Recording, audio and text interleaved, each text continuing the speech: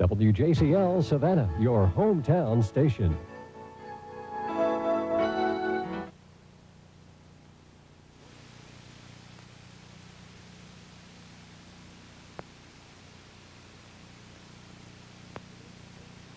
Oh. Goals. MK.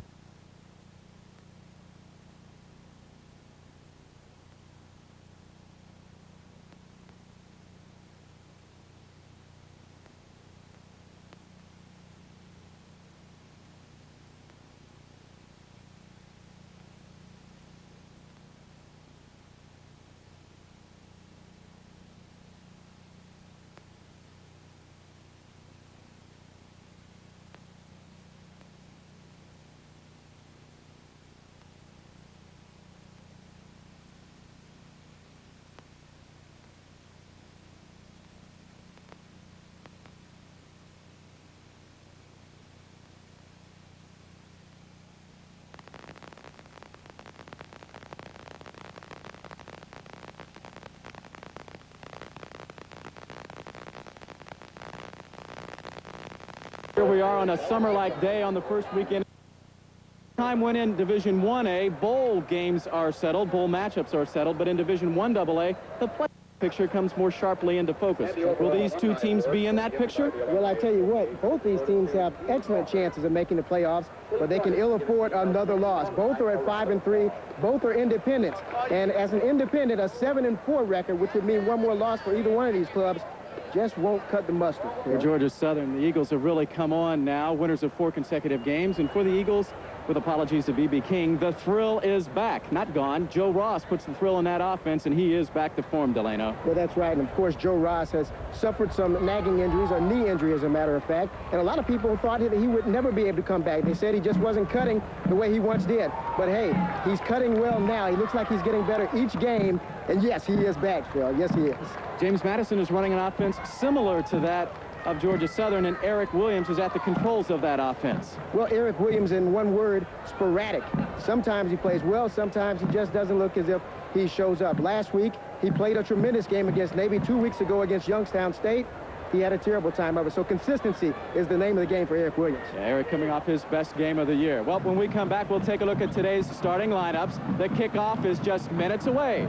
This is the Georgia Southern Sports Network. When you play defense against the Georgia Southern Eagles, you make a decision, Delano. Either you stop the fullback or you defense the quarterback, Raymond Gross. What's Joe Persicki of James Madison decided to do today? Well, from what I understand, Joe Persicki has decided to stop the pitch. Stop Raymond Gross getting to the outside and let Joe Ross have the ball. Georgia Southern's offense is like a Rubik's Cube. You just can't figure it out, can you? Joe Ross has averaged over 100 yards in the last 2 games, up 20 yards from earlier in the year, so we expect a big day from Joe. Well, we'll be back to set the starting lineups today and take a look at the opening kickoff right after this.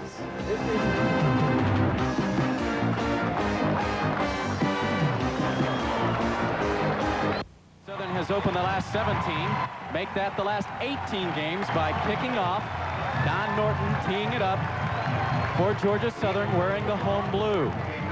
Last year, Georgia Southern kicking off, and Tom Green, back deep to receive today for James Madison, returned it 70 yards. So we're going to see Raymond Gross and the Georgia Southern offense on the second possession, barring a turnover here. We'll see that defense first for Georgia Southern. Today's officials, Chip Ferguson is the referee, native of Marietta, Georgia. 41 years old. Chip Ferguson is a vice president of a computer sales company in Atlanta. Don Norton set the boot off, and Tom Green is deep to the bottom of the screen. This is Green, number 3, at the goal line. The 10, knocked down at the 15-yard line. Tom Green with a return of 15 yards. The tackle made by Nick Davis of Georgia Southern, the freshman from Griffin. So let's set that offense. Eric Williams is a sophomore quarterback. Took over midway through last year. Leads the team in running. Eric hitting on 46% of his passes. The fullback directly behind him is big 245-pound senior Willie Lanier. Leon Taylor in motion. That's Lanier right up the gut. Credit the Georgia Southern defensive line with the stop. Let's take a look at the starting lineup for James Madison's offense. Across the front, Brian Reese is a senior, as is Eric Baylor and big D.R. Carlson, the left tackle. In the backfield, Eric Williams is a sophomore. Joe Sparksman, a redshirt freshman, will alternate with Willie Lanier. Campbell and Taylor are seniors. Thornton is a senior. Big 6'6" Dwayne Hayes will be a key matchup against the cornerbacks of Georgia Southern's defense. Second down, Williams at the 15, dancing out of bounds at the 20. Shane Maxwell in pursuit, tripped over his own feet. That'll bring up third down and about 5. Let's take a look at the Georgia Southern defense. Steve Busceletti leads the team in sacks. Pat Carr, Tim Brown, and Gibb Smith are a pair of talented seniors. Mike West and Paul Sickley, the linebackers. West had an outstanding game last year. Whitley and Oglesby, the two outstanding cornerbacks, have started since their freshman years. They both are juniors. Third down for James Madison. Williams looking for Thornton. Knocked down by Kevin Whitley.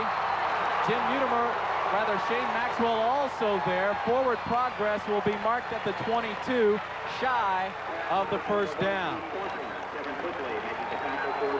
Well, that time Kevin Whitley did a tremendous job of playing the little hitch pass. He was not too many yards off of the receiver, and he was able to come up and make the lick, and he made sure that he went backwards and not forward. A good play.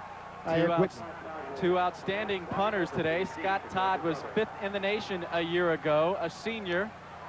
Gets pressure, just barely gets it off. Maybe Giles got a hand on that.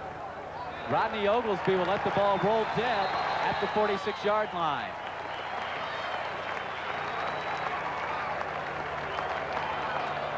Well, we'll see Georgia Southern's much improved offense for the first possession of the game. Raymond Gross at the controls, the senior. His fullback is Joe Ross. Right behind him, and Ross has really picked up in the last 2 games. He has that burst back. Gross rolling. Going deep, looking for Sorrell. Georgia Southern, first play of the game. No flags. This will stand.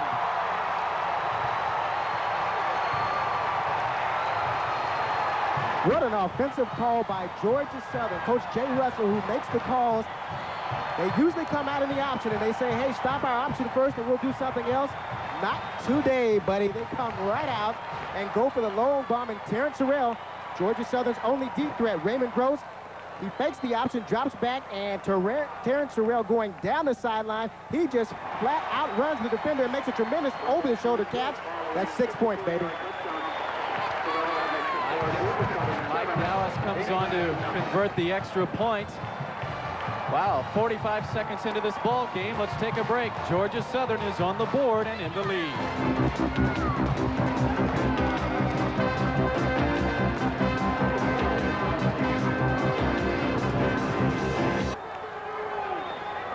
Last year in this meeting, James Madison electrified its home crowd for homecoming by jumping out in front. And now in front of a overflow packed house here at Allen Paulson Stadium, Georgia Southern jumps out in front 7-0 on a 54-yard touchdown bomb by Raymond Gross to that man, Terrence Sorrell. It's Raymond Gross's 6th touchdown pass of the year and Sorrell's first touchdown grab. James Madison defeated, of course, Navy last weekend at Navy in front of 29,000, also a homecoming crowd. So it's important that Georgia Southern try to take James Madison out of it completely. They're not intimidated by homecoming crowds. Don Norton to boot. Back deep, Tom Green. And Leon Taylor. This is Green trying to get on it at the 7. A stiff arm, and he goes down. Sean Austin, a reserve defensive back, makes an aggressive stop at the 6-yard line. And both kickoffs have seemed to baffle the James Madison return specialists. They were just standing there watching the ball. Can you believe that? You got to get that ball and cover it at least. Well, there's a scoring drive. One play, it's a bomb. First offensive play of the game for Georgia Southern. And now with the second offensive possession for James Madison. Eric Taylor brings him to the line. Joe Sparksman's the fullback. Taylor keeps it. Shane Maxwell keeps contained and brings him down. Pat Parr also off the defensive line, in on the stop. A gain of 3 for Eric Williams. It's second down at the 10. Well, so far, Phil, we've seen pretty much domination by Georgia Southern's defensive line. Every time James Madison tries to run the ball, there is a swarming Georgia Southern defense, and that's the way Georgia Southern has to play to be effective.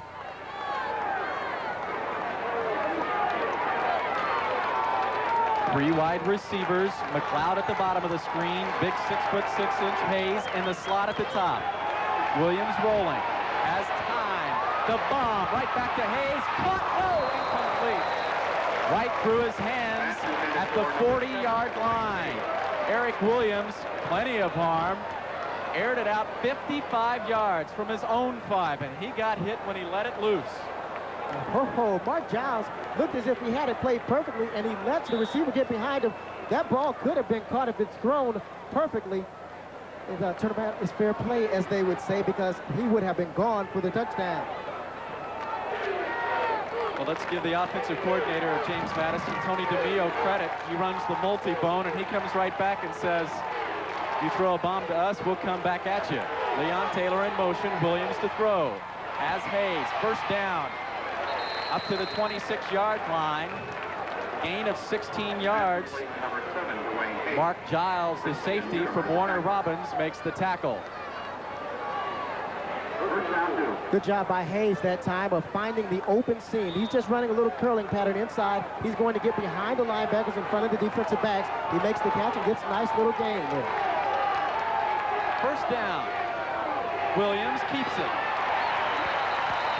Sure tackle by Paul Sickley. Sickley, a junior from Dalton, Georgia.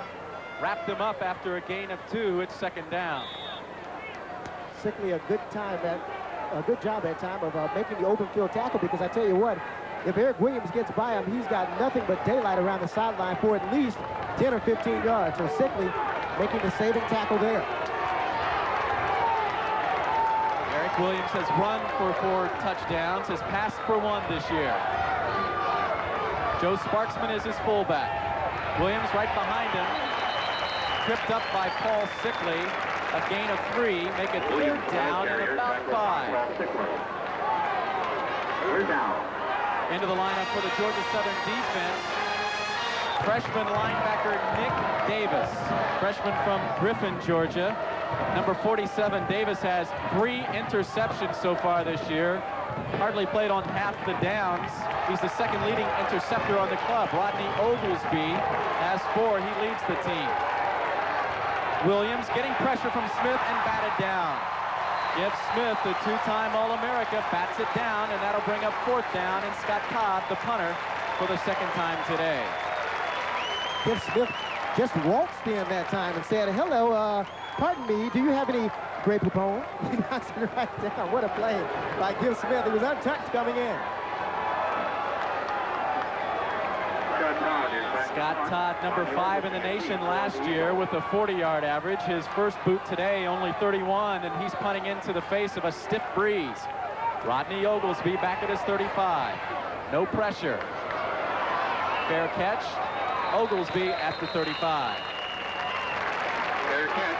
Eagles ball, first and 10 from Well, the a frenetic start to this game. Georgia Southern gets the ball, and on one play, the bomb from Raymond Gross to Terrence Sorrell.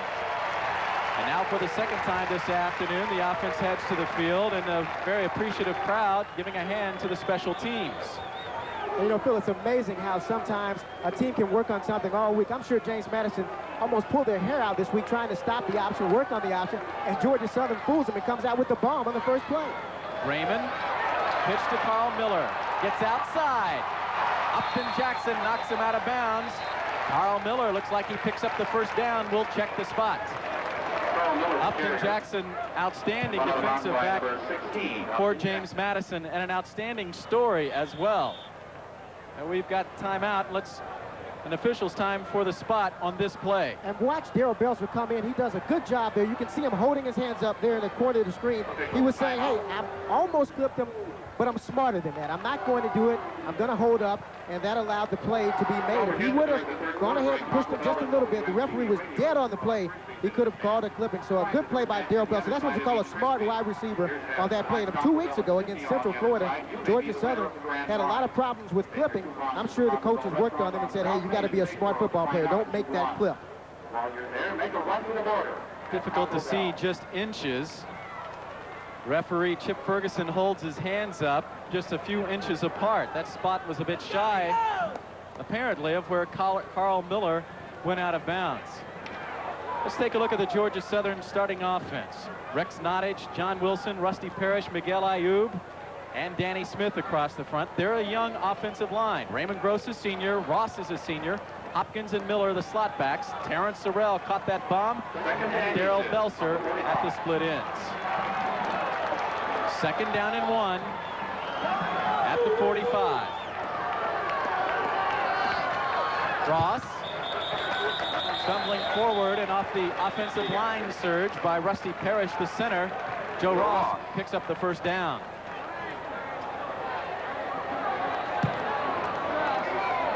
Penalty flag on the play. It looks as if it's offsides against Georgia Southern. While they mark that off, let's look at the James Madison defensive starters.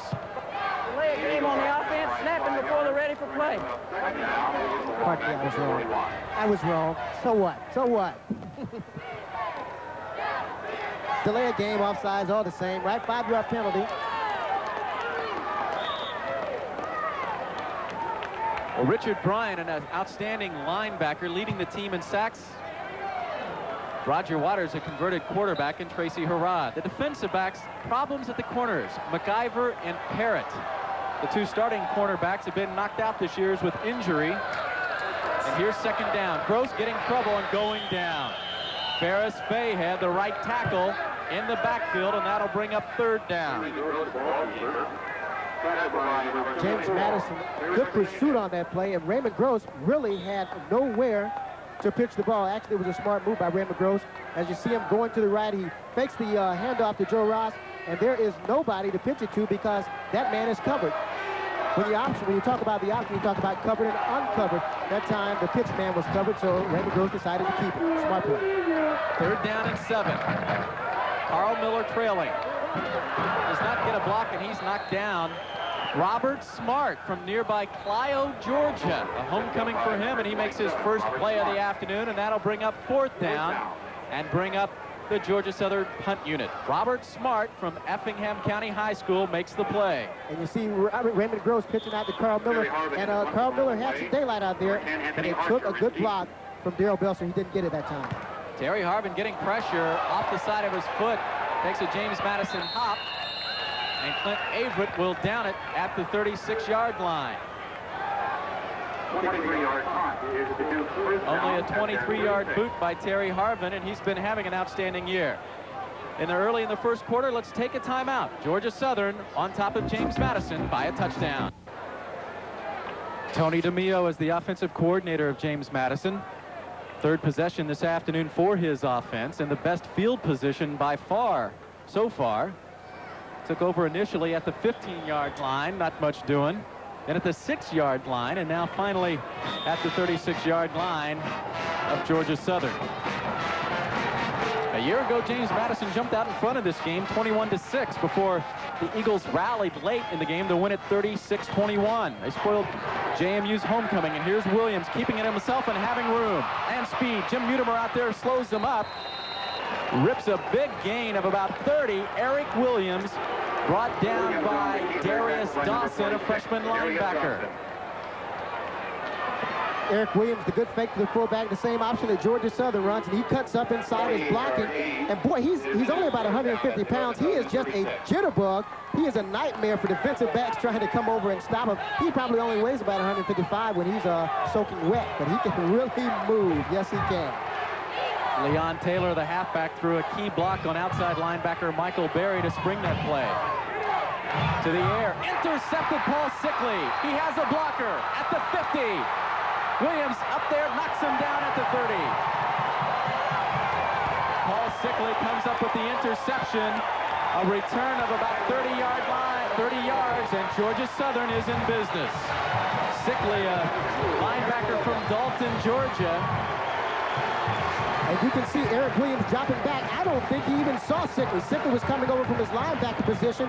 He saw his running back cutting up on a little slant pattern, and Sickley kind of hid behind the defensive line, came out, made the interception, and he's off to the races. Only one person was able to stop him. First interception of the year for Paul Sickley. Raymond Gross has a man wide open. Terrence Sorrell, touchdown, Georgia Southern.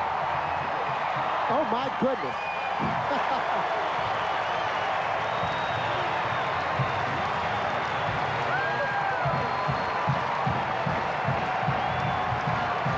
About that. Look at Raymond Gross, the counter option. He steps back, and Terrence Sorrell had made a tremendous move. You couldn't see it on the quarterback. Look how far behind the defensive back, number 27 for James Madison, Robert Smart, is from Clio, Georgia. Oh my goodness, it has not been a good homecoming for Robert Smart so far because Terrence Sorrell is just having a field day. Mike Dallas converts the extra point.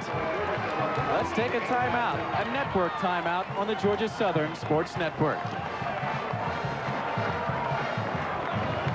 As the flyer, because you won first class at coach prices. Mississippi State, nothing. Leon Taylor back for James Madison. Already Taylor and Tom Green set to receive Don Norton's third kickoff. We're just beyond 5 minutes into this ball game. 8:40 of the first. Georgia Southern jumps out in front with two big plays, 14-0, and Delano, Joe Perzicki of James Madison, said yesterday his first priority in this game, limit big plays, prevent big plays by Georgia Southern's offense. And there you have two Raymond Gross touchdown passes to Terrence Sorrell. We talked about the Eagles taking the Dukes out of the ball game early because if they hang around, it could be a tough day for Georgia Southern. Well, they're doing a pretty good job of it right now, but still a long way to go in this ball game. Norton, with the wind behind him, out of the end zone. And into the picnic area. You see Irk Russell down there already working on that cigar. Did he catch the ball down there? Did it come close to him? Well, here's James Madison needing to go to work on offense because of, again, a quick scoring drive. One play covers 30 yards. Gross to Terrence Sorrell for Sorrell's second touchdown catch of the year. Not exactly time-consuming drives. A total of 14 seconds to score two touchdowns for Georgia Southern. The fullback, not much at the middle of the Georgia Southern defensive line. Steve Busceletti, Tim Brown, number 94, getting up out of the stack. Right now, James Madison having trouble moving the ball. Of course, they did move it well last time, but Eric Williams just didn't see Paul Sickley, I believe, behind the defensive line. And we're on an Eric Williams watch right now because sooner or later, Tom Green could be coming in to replace him.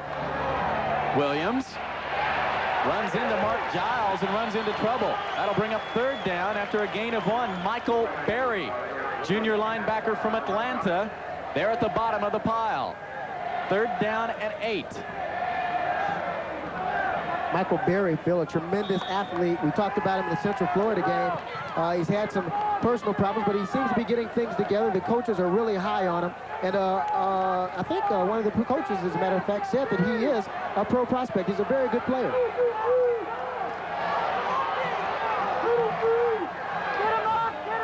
Williams getting pressure. To Dwayne Hayes, complete.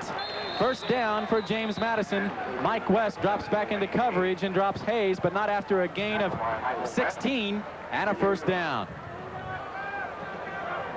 See Eric Williams drop back, and again, Dwayne Hayes just on the other side of the field. A little curl pattern again, getting behind the linebackers in front of the defensive backs, and it's actually a very safe route.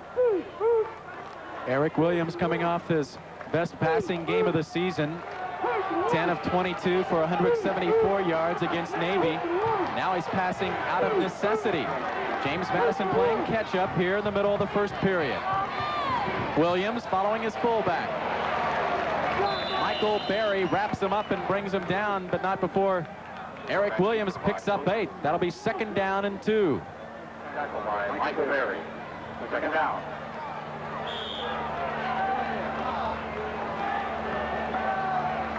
The crowd still pouring in here, Phil. Georgia Southern notorious for being latecomers to ball games, especially homecoming. Everybody's leaving those parties. A tremendous crowd here today to watch this football game. Joe Sparksman is the fullback on second down.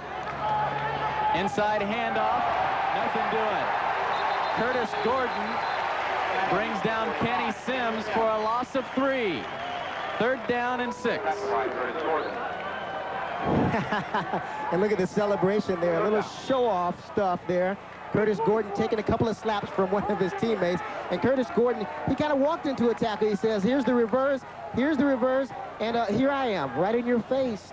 Number 45, Keith Ray. A rarity for both of these defense in that they practice against this offense all the time, and now they get to face it. The two similar offenses. Williams has room to run and has McLeod. Rodney Oglesby batted down. David McLeod, the intended receiver.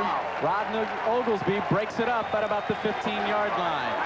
Art Giles, the safety, also back there to break it up.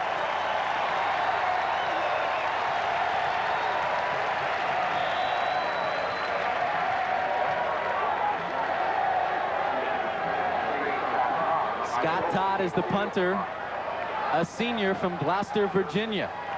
Back is Oglesby at the 22-yard line. Tight spiral, beautiful boot at the 15. Oglesby. A return of 7 yards up to the 22-yard line. Let's take a timeout. 5 minutes remaining in the first period in Statesboro.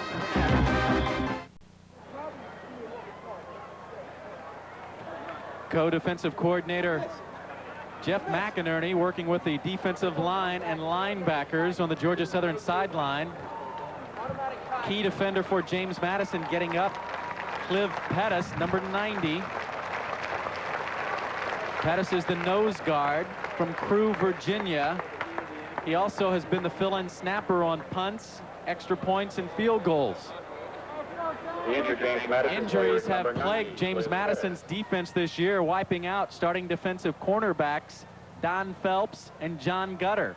Both out, so this will be the third starter from what would have been an outstanding defense for James Madison in about 3 weeks to go down. Raymond Gross operating from deep in his own territory. Will pick it up at the 22. The further Cliff Pettis gets off the field, the faster his speed goes as far as getting off the field, so that's encouraging to see. We certainly hope that Pettis is okay. Joe Perzicki, the head coach of James Madison, 43 years old, in his 6th year at JMU.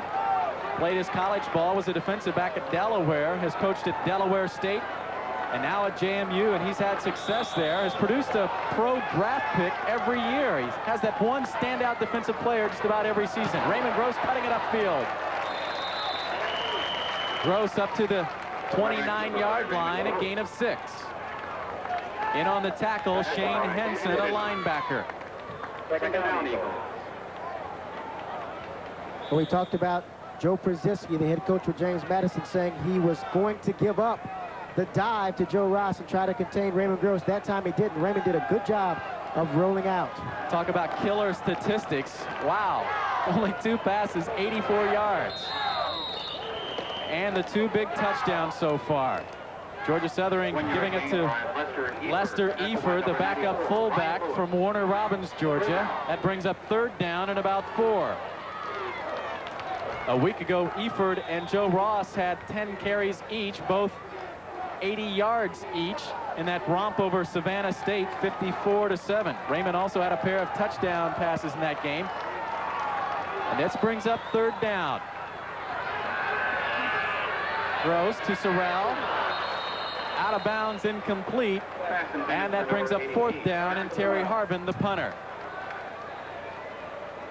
4 minutes remaining in the first period. We're still on the back of our heels. This crowd is stunned by the developments. 2 touchdown passes by Raymond Gross. Georgia Southern leading James Madison 14-0 here in the first. Harvin from his own 15 getting pressure. Anthony Archer back for James Madison. That ball end over end out of bounds with a spot at the 39-yard line.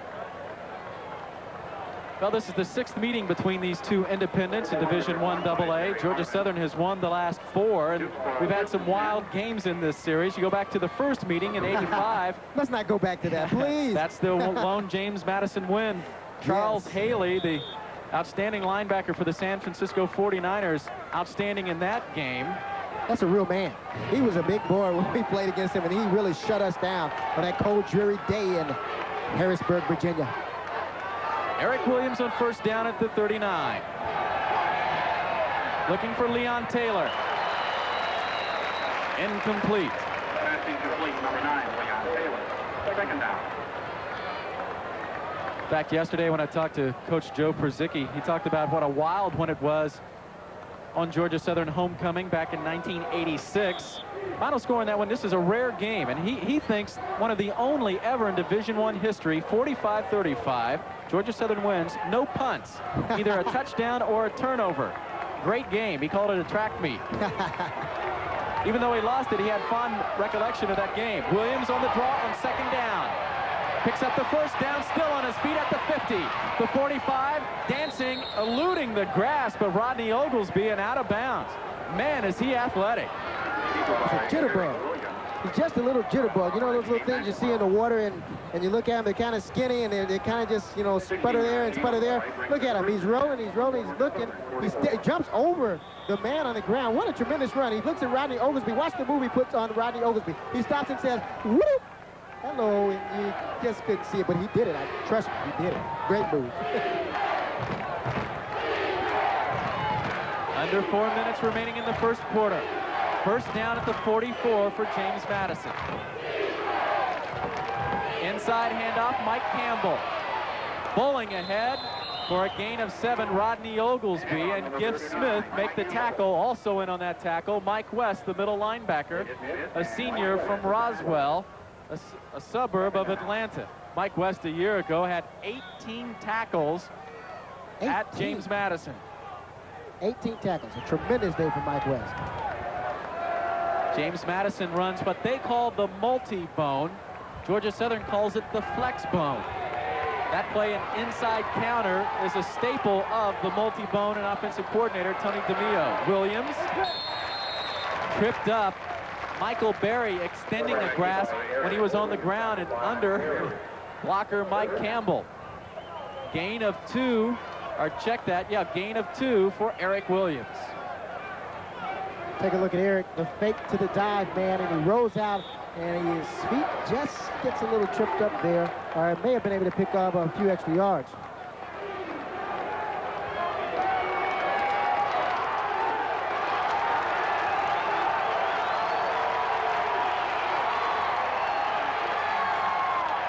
Third down and 2. Williams has room to run. Dances out of bounds, picks up a block, flipping. Could be the call. Freshman Nick Davis out there in pursuit. Dwayne Hayes, that big split in, threw a block on Davis right along the line, right in front of the James Madison bench, and that's where the flag flies. Well, we talked about it earlier, Phil, when I mentioned Darrell Belser just about a drive or two ago, being a smart wide receiver. We had flipping on the offense. Still going to be third down. Chip Ferguson is our referee. And you see Eric Williams rolling left. This is what I'm talking about, being a smart wide receiver. Here comes Dwayne. Now, why make this hit? He's got picked up his 10 yards there, and then you're going to make that hit and bring it all back. And coaches cannot stand it. There you see it, obviously a clip. And Dwayne Hayes got up on his head as if, I didn't make that clip, but it's obvious he didn't. Third down and 15. Williams, Gift Smith giving chase, throws it up. Almost picked off. Jim Mutimer and Rodney Oglesby around senior receiver Keith Thornton. Kevin Whitley and Dwayne Hayes kind of stared themselves off, and they patted each other on the butt and said, good job. And that's good to see. A good rivalry between these two clubs, a good, clean rivalry. Gift Smith has 3 sacks on the year and had his sights set on number 4. Oglesby standing back at his 14. Scott Todd into the face of a breeze from his 40.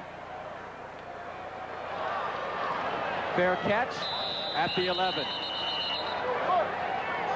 2 minutes and 12 seconds remaining in the first period. Fast-paced start to this game, and a start that has been in line with Georgia Southern's recent offensive explosion. Eagles have scored in the last 2 games 92 points and rolled up over 900 total yards in the last 2 games against Central Florida and Savannah State, and already 14 points on the board against James Madison in the final 2 minutes of the first period. Carl Miller in motion. Joe Ross on the pitch, has a block.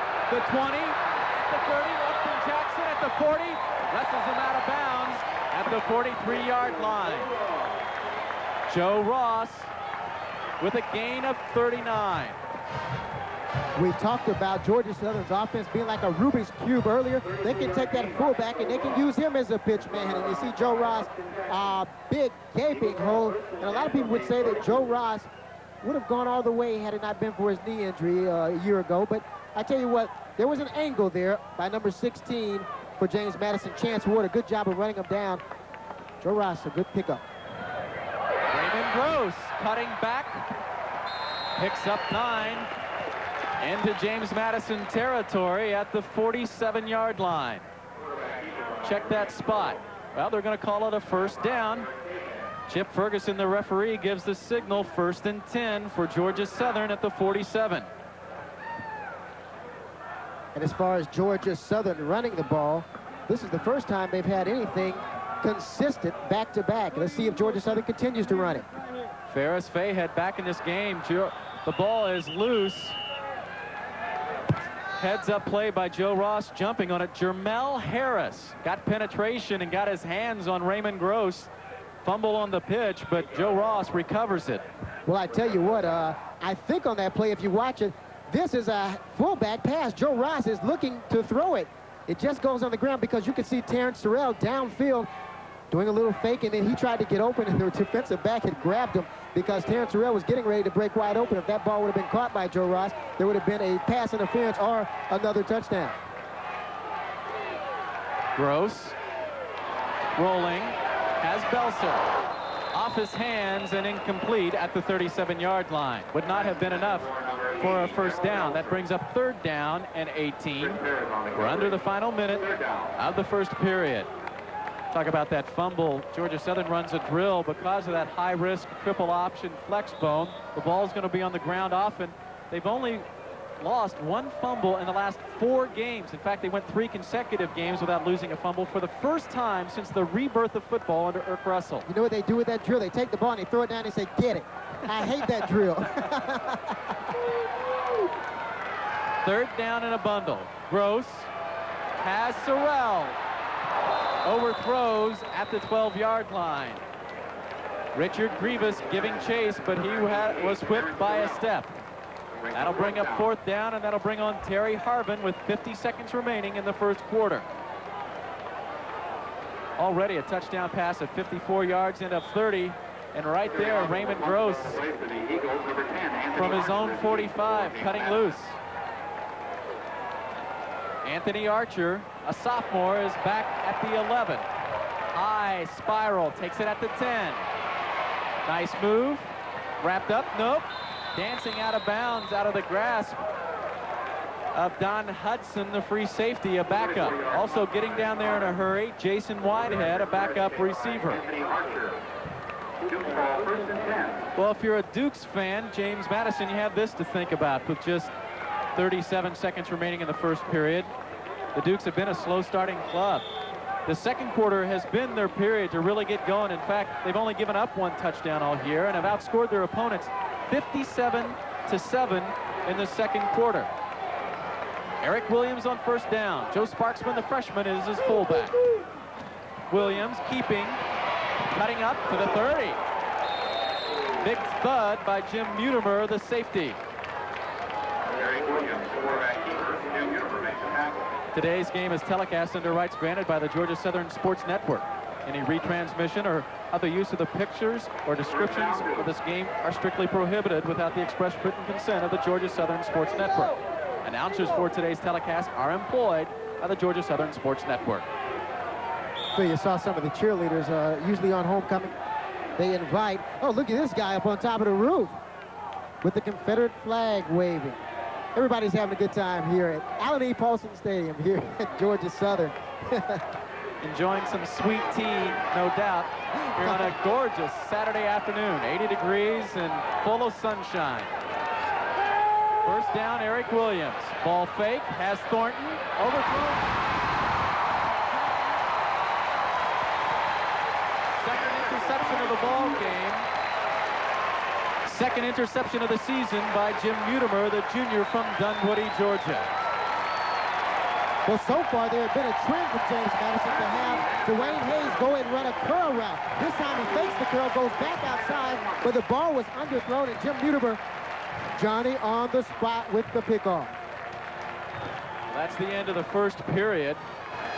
We'll swap into the field, and we'll take a break on the Georgia Southern Sports Network.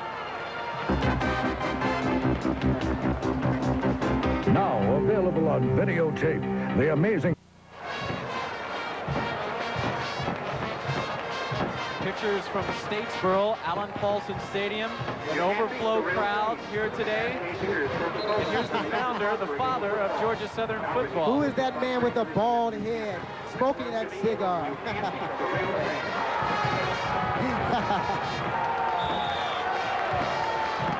Raymond Gross takes over first down at the 45-yard line. Inside handoff, Carl Miller, nothing doing whatsoever. Ferris Bayhead back in the lineup, or check that. Brian Lewis, a backup at tackle, in there on the tackle. Tim Stowers taking a look at his offense. Georgia Southern trying the little Utah pass, and it's no fun for Carl Miller catching the ball with Brian Lewis riding his back. Gee whiz. Lewis filling in for Ferris Bayhead, who went out in the first quarter limping off with his knee. Raymond Gross, nice fake. Still on his feet at the 40, the 35, at the 30. Up to the 25-yard line, gain of 20, and a first down for Georgia Southern. That's Raymond Gross at his best, matching moves right now with Eric Williams. Exactly. Raymond Gross is really a tremendous athlete. He follows a bevy of blockers around the left end and says, hey, I'm going to leave you. He cuts it up. He has that ball out there kind of loosely. The coaches don't like to see that, but he's gifted enough to hold on to it, and then he does the rest on his own. Well, he's got a few blockers down there. I don't want to take that away from him. Joe Ross, check that. Lester Eford, the backup fullback, pushing the pile forward, running right behind center Rusty Parrish. Gain of 5 up to the 20. That's just a routine 5-yard pickup. And if you keep getting routine 5-yard pickups, sooner or later you'll be in the end zone. Tommy Spangler, co-defensive coordinator, working with the defensive backs on the sideline. Second down and 5 at the 20. Early second quarter. Eford, Shannon Bisman makes the tackle, but not before Lester Eford busts forward for a gain of 8 and a first down for Georgia Southern. Lester Eford taking the straight dive. We talked about Coach Brzezinski giving that dive away to Georgia Southern. Not necessarily giving it to them, but you certainly don't want to see Raymond Gross hurting them on the corner. And that time, Lester Eford hurt them straight up the middle. This is an important drive for James Madison. They have got to stop Georgia Southern and get back in this ballgame. Gross cutting upfield. Lunging forward to the 8-yard line. Outside linebacker Richard Bryant, a junior from Washington, Pennsylvania, makes the tackle. We haven't heard much yet from the James Madison linebackers. Shannon Bisman, a middle linebacker from Kaiser, West Virginia. He's a junior, the top tackler on the Dukes, and Roger Waters, the senior from Carmichael's, Pennsylvania. Second down. Gross. This is Ross. Up to the 4-yard line, Robert Smart, the cornerback, comes up and fights off a block and makes initial contact. Robert Smart played high school ball here nearby. We talked about that. He played high school ball against Raymond Gross. That's right. Many of you know that Raymond Gross played for Bradwell Institute under the leadership of Coach Clifford Johnson, a fine program there. I played there as well. Yes, I did. At Effingham County, hop, skip, and a jump down the road. And Robert Smart played there against Raymond Gross. So these guys kind of familiar. 3rd down and 1. Raymond Gross has it. Touchdown, Raymond Gross.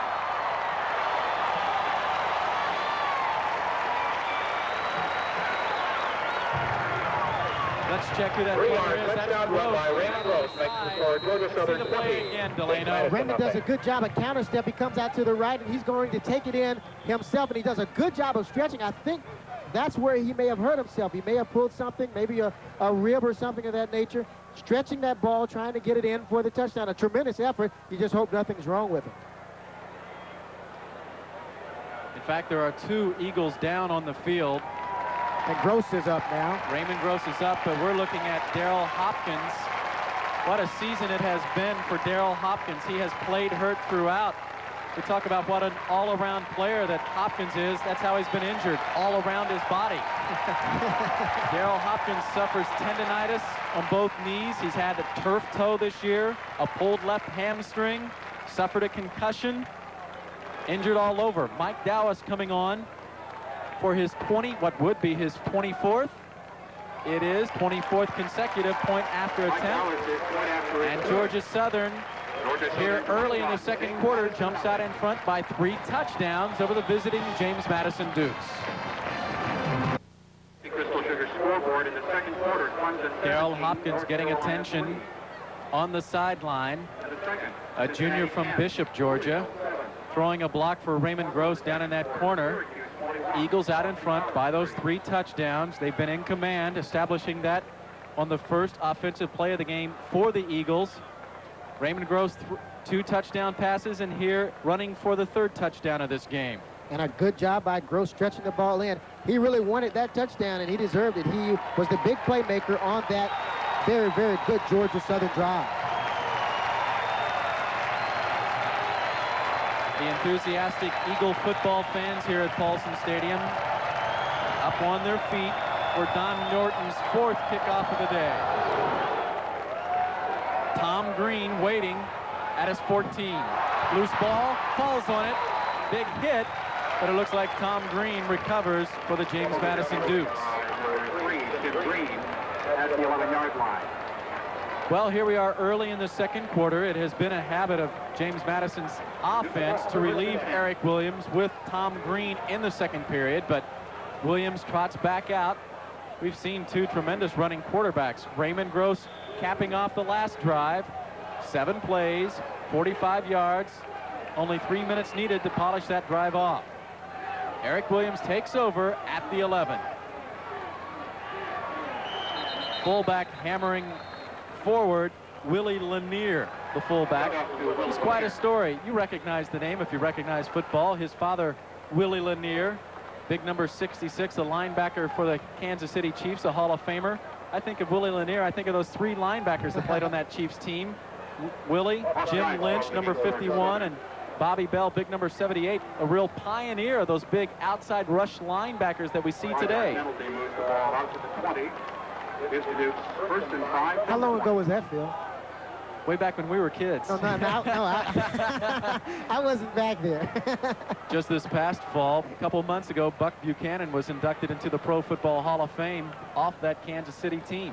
I think of those old AFL games with Kurt Gowdy and Al DeRogatis doing those broadcasts. Willie was actually not a highly recruited fullback coming out of high school at Benedictine in Richmond, Virginia. That's a private school, and he was kind of smallish and not very well recruited. Eric Williams, the ball carrier, maybe a gain of 2, brought down by middle linebacker Nick Davis, the freshman. In fact, Willie, when he came out of high school, about 215, 220 pounds. He redshirted, put on 20 pounds, got the scholarship. They plugged him into the lineup. Willie is coming off a couple of weeks where he has not had good health.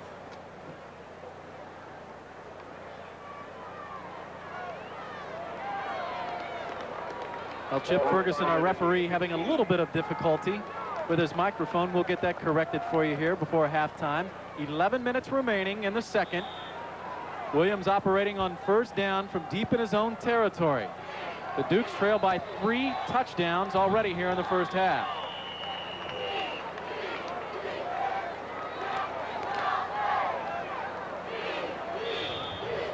Now we'll get that clock going. We talked about Willie Lanier, Phil. We haven't seen him quite as much as we thought we might have so far. Mostly, James Madison's offense has been the production of Eric, the quarterback. 11 carries, 80 yards. You bet that's production. Eric Williams, excuse me. Williams rolling, has Hayes. Complete. And Nick Davis gets a fistful of jersey and drags him down at the 23-yard line. Maybe they spot it at the 25. Davis brings him down shy of the first down. And when Williams isn't doing it on the ground, he's doing it via the air, and he's going to predominantly Dwayne Hayes, who is doing that little curl-in route. And you think that maybe they could try to break it off here. Of course, they tried to do it earlier and it got picked off, but that's no reason not to go back to it. That was because the ball was underthrown on that particular play. A year ago, both Williams and Lanier rushed for over 100 yards against the Georgia Southern defense. Lanier spinning. Powerful run up to the 30. First down for James Madison. A gain of 5. Lanier, the ball carrier. And 4 or 5 Georgia Southern players got to experience that 20-pound that Lanier put on back about a year ago, because he really ran tough on that play. Some accommodations were provided by the Stadium Club Apartments, conveniently located adjacent to Alan Paulson Stadium. 4-bedroom, 2 baths furnished and ready for the winter quarter. Limited number of apartments available, so call today for reservations. 912-681-2437. The Stadium Club Apartments at Georgia Southern, the students' home away from home.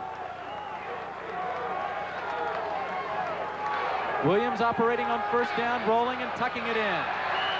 Shane Maxwell makes the hit. Maxwell fighting off a block and brings down Williams maybe after a gain of 1.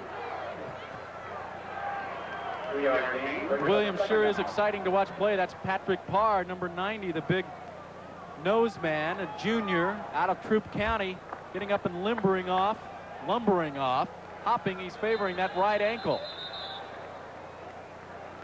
Officials timeout to let Parr get on off the field. That'll bring in Curtis Gordon, who's been enjoying an outstanding year. Gordon, a junior from Ellenwood, has 4 sacks so far this year, but Parr, an outstanding run, plays the run extremely well. He was a state champ, 3-time state champ in wrestling at Troup County, which is a powerhouse in the state of Georgia. Eric Williams on second down.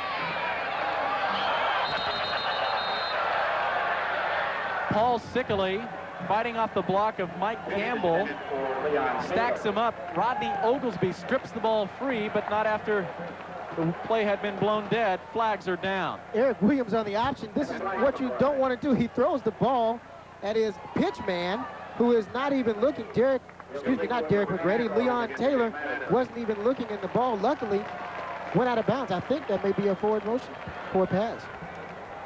Illegal forward pass on the offense. It's going to be 5 yards and lost it down. It's going to be third down. Not only was it an ill-advised pitch late in the play like that, being dragged down, but it was, in fact, an illegal forward pass. Third down and 10. James Madison just not able to get into the rhythm of their offense. There's a timeout called by the Dukes. Eric Williams facing third and 10 from his 32. The Dukes take a timeout, and we will too. 8 minutes remaining in the first half from Statesboro. It's homecoming, a festive weekend at Georgia Southern University in Statesboro. And a near record crowd was still waiting for the final figures, but the largest regular season crowd to watch a game at Paulson Stadium, 24,000 a year ago against Tennessee Chattanooga. The largest crowd overall was last year in the championship game of the playoffs, Stephen F. Austin, 25,000. We're still waiting for the final tally, but it should be right up there. Eric Williams on third and 10. Thornton caught. First down, James Madison. Paul Sickley drifting back into coverage, makes the hit. A thud right in the ribs of Thornton, and he holds on. A tremendous job. That's a tough receiver to go across the middle. You always hate to hear that play call when you're going across the middle. But Thornton He's a tough kind of guy. He goes and says, simply, I'll take your best shot and I'll still catch this ball. That's what it's all about being a receiver. I know. Thornton at the top of the screen, Hayes at the bottom. Williams runs right into Mark Giles, right into the grasp of Giles, falls forward for a gain of 5. Ball spotted at the 49 in Georgia Southern territory. You know, Williams has really done a pretty good job of running the offense, but we talked about him earlier as far as being inconsistent, and that's what has exactly happened so far in this game. That's how you defense the option. You stick a man on the end, an extra man, it looked like, for Georgia Southern over there, and Eric Williams did not see him and ran a right flat into him. What Georgia Southern might be doing so far in defending the run better than James Madison's defense is getting pursuit from the linebackers.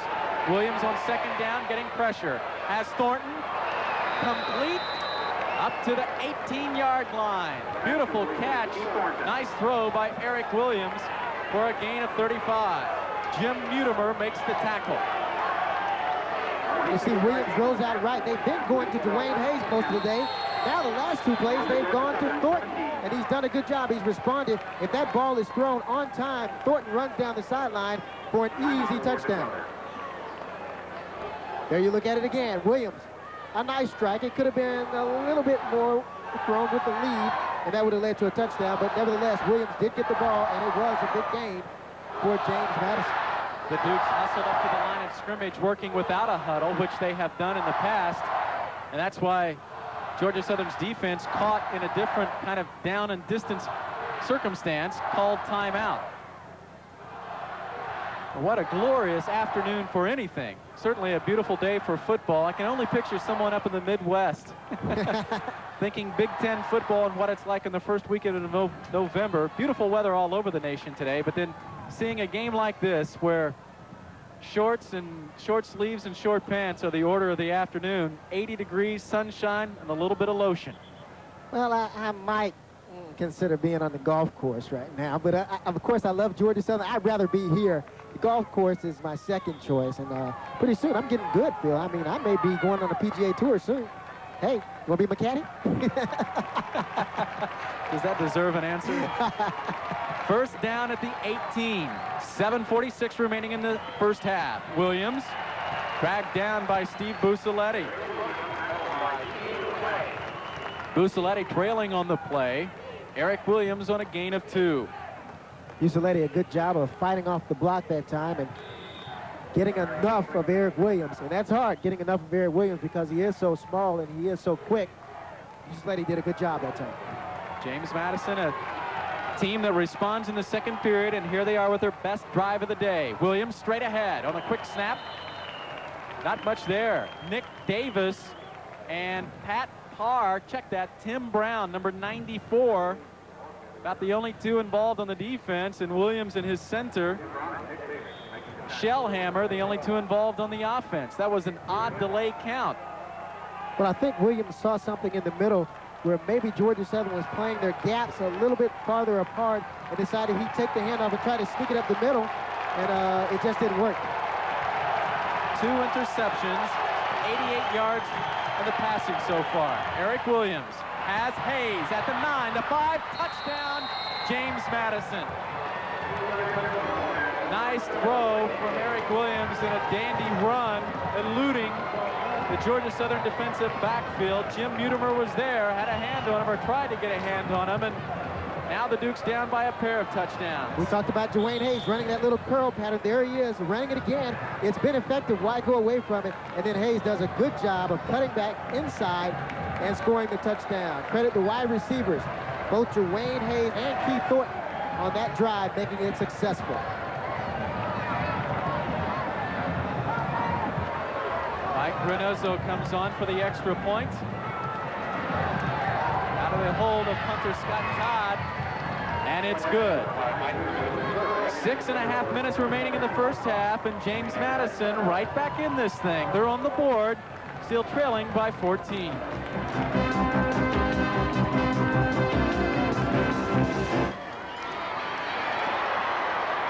Some athletes want to believe they can make plays like this no matter what condition they're in.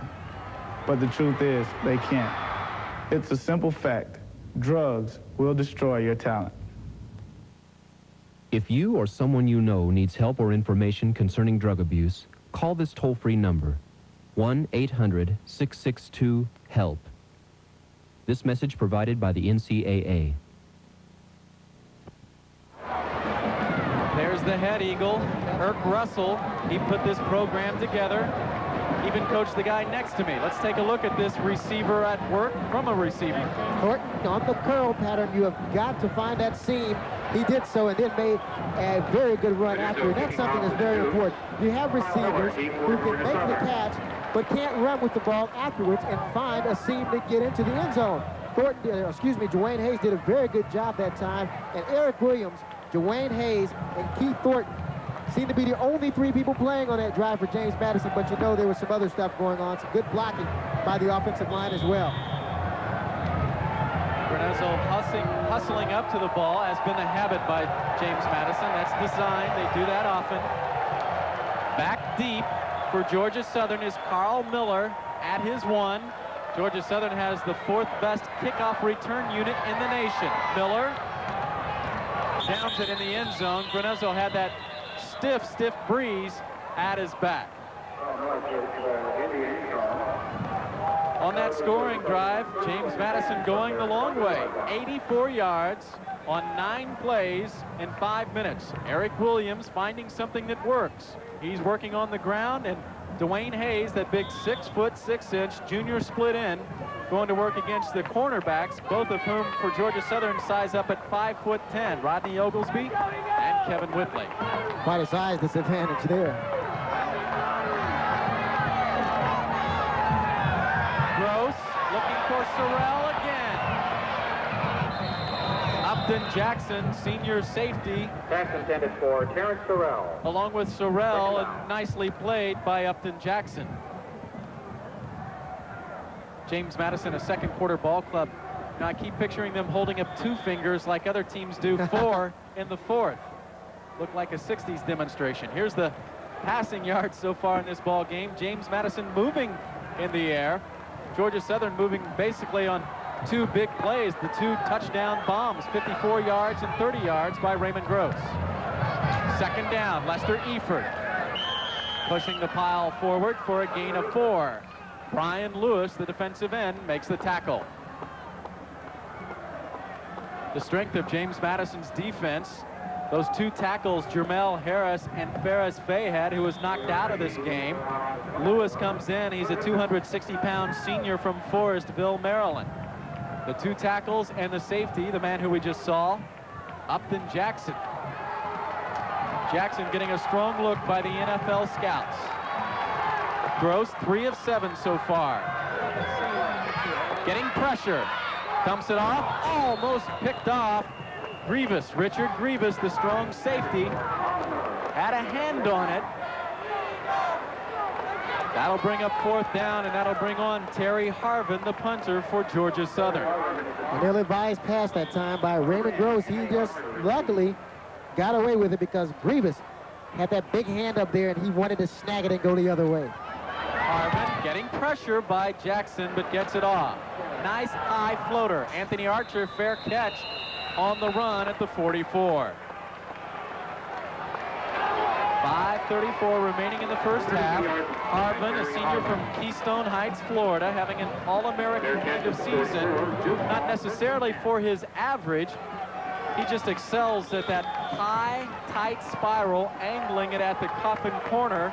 In fact, he's dropped 13 of his 45 boots leading up to today inside the 20. Excellent field position for the James Madison offense. Williams, nice ball fake.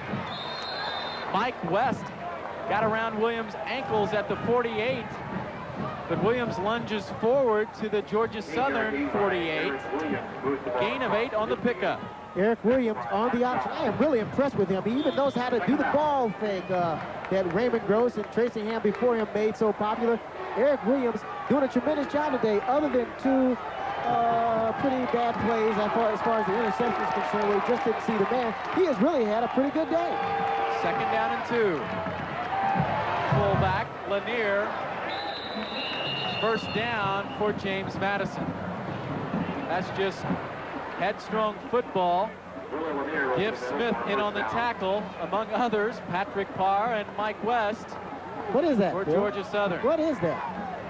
It's not McGruff the crime dog. I know him. I've met him on several occasions. That's the big dog. Okay, the big dog. Our producer tells us from the truck, that's the big dog. Williams keeping. Mike West quickly pursuing down the line of scrimmage. Tackles Williams, but not before Eric Williams picks up 2. Second down and 8. 1 yard gain, moves the ball down to the 31. If you are a linebacker, this is what it looks like. Eric Williams coming at you. You know he can go left, he can go right, and he can do it in a hurry. So it's kind of scary for you. But a good job by Georgia Southern that time of stopping Williams at the line. 5'11", 150 pounds that he can produce. Second down and 8. Williams on the draw. Paul Sickley with a sure tackle at the ankles of Williams, but not before he squirts forward for a gain of 9 and another James Madison first down. And Williams making a very smart decision there. It was just a quick pop pass to his halfback, Leon Taylor, but Leon Taylor is covered. So when Leon Taylor is covered, Eric Williams takes off and gains the first down, really making some heads-up play right now. Some heads-up plays, that is. Williams runs a 4-4 40-yard dash. Outstanding speed. Gives Smith defenses Hayes. They go to Thornton. Nice checkoff. Another first down by James Madison. Eric Williams looking like he has operated this offense all his life. Looked for Dwayne Hayes, rather. On the quick pop, it's not there. Gift Smith, you see, gets penetration and defenses out there. So he goes to a secondary receiver for a first down. And we've seen in the past, Bill, that Georgia Southern has had problems on defense with the crossing patterns, the curls, the posts, and that's exactly what James Madison is doing to him. Williams dropped for a loss of 3 by Gift Smith. Smith, the 2-time All-American, and he gets it done with quickness. Sizes up at 6'1", 230 pounds. But man, he gets off that line of scrimmage. Gift Smith fights off the block, and he is just there. A good heads-up play. That's what his job is, and that's what he did. Mapleton, a suburb west of Atlanta. After falling behind by 3 touchdowns, James Madison responding with a touchdown pass with 6 minutes remaining in the second, and now with 2.5 minutes remaining before halftime. Dukes on the drive. A flag down. Williams, indecisive, running or throwing, and that pass incomplete. Dwayne Hayes, the man for whom that ball was intended. Darius Dawson, a freshman linebacker from Moultrie, Georgia, out defending on Eric Williams. Offsides against Georgia Southern. That's going to hurt. That would have brought up third down and about 14.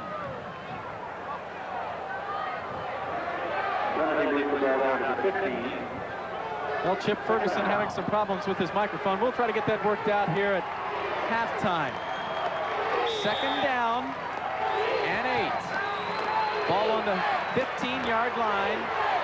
2.5 minutes remaining in the first half. Lanier, second effort. Bounces off the stack and brought down by Michael Berry, the junior linebacker from Harper High School in Atlanta.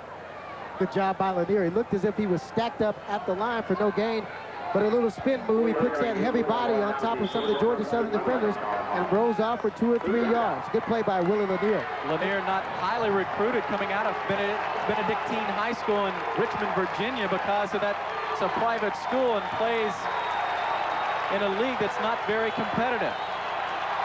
But he has improved, and he's a load at 245 pounds. Williams to Hayes at the 8. First down, James Madison at the 5-yard line. Darius Dawson, the outside linebacker, in on the stop, along with Nick Davis and Kevin Whitley, the cornerback.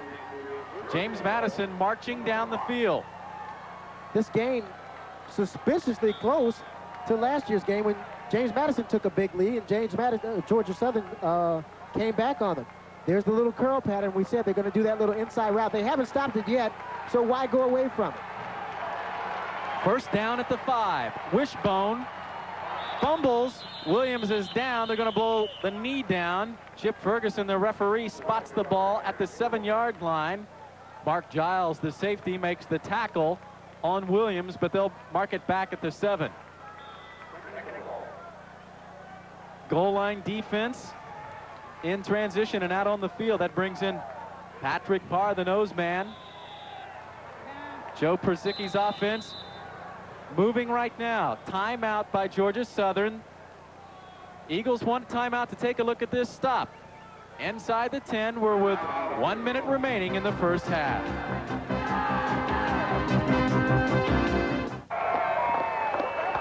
A sun-splashed crowd at Alan Paulson Stadium on homecoming in Statesboro. At halftime, we'll have the presentation, the announcement of the homecoming queen.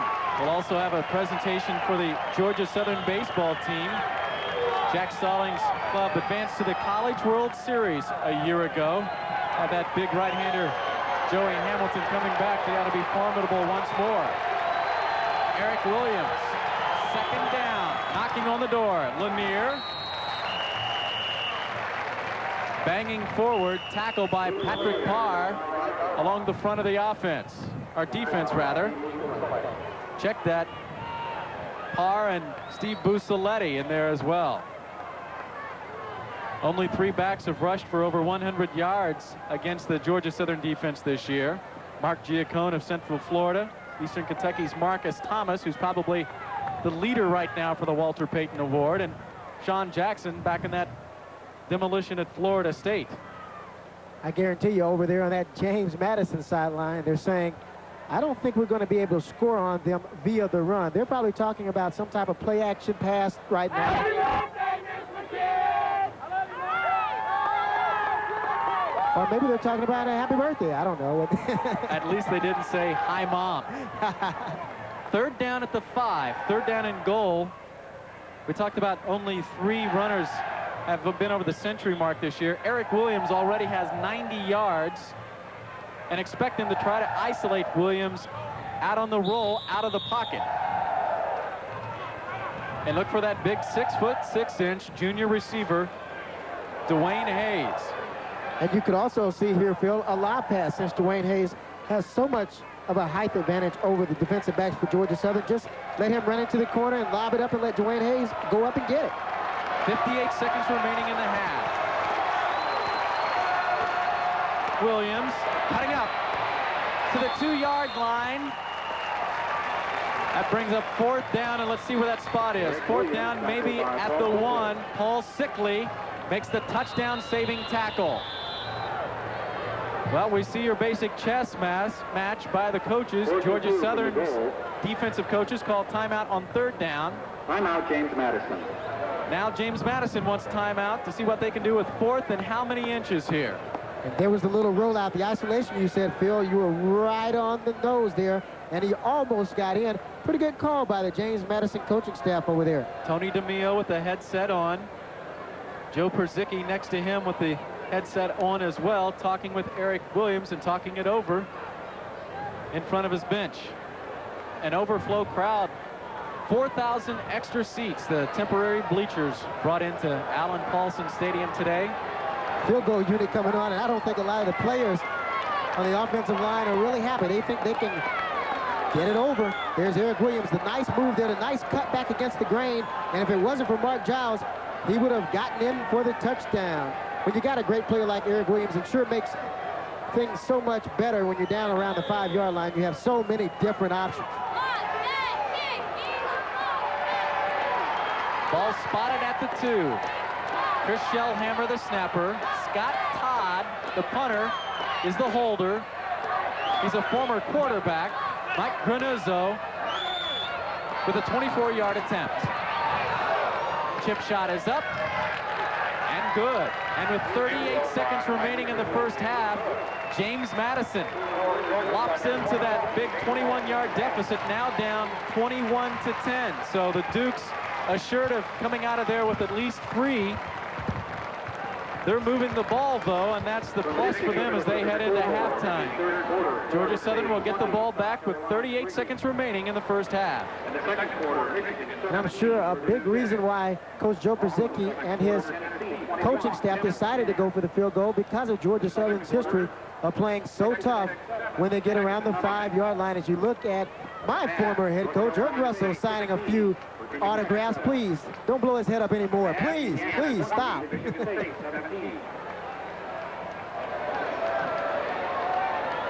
Well, as we look ahead to halftime, Coach Brzezicki and his team have accomplished one thing. They're moving the ball. At the same time, since Georgia Southern put up 3 touchdowns, they've slowed down the Eagle offense. And in fact, Raymond Gross scoring on quick strikes, the long bombs, 54 yards to Terrence Sorrell. Coming back again on the second offensive possession of the first quarter, 30 yards to Sorrell. Raymond Gross also has a 4-yard touchdown run. Raymond accounting for all 3 scores. Prediction, they won't kick the ball to Carl Miller here, I guarantee you. Granuzzo. Don Hudson at the 19, 30. Puts his head down up to the 35-yard line. Clock is stopped with 32 seconds remaining. Pat Carey, a strong safety, makes the tackle. First and 10 Eagles from the Georgia Southern 35.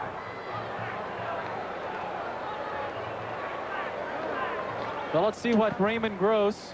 Well, let's see who's hobbling off for Georgia Southern.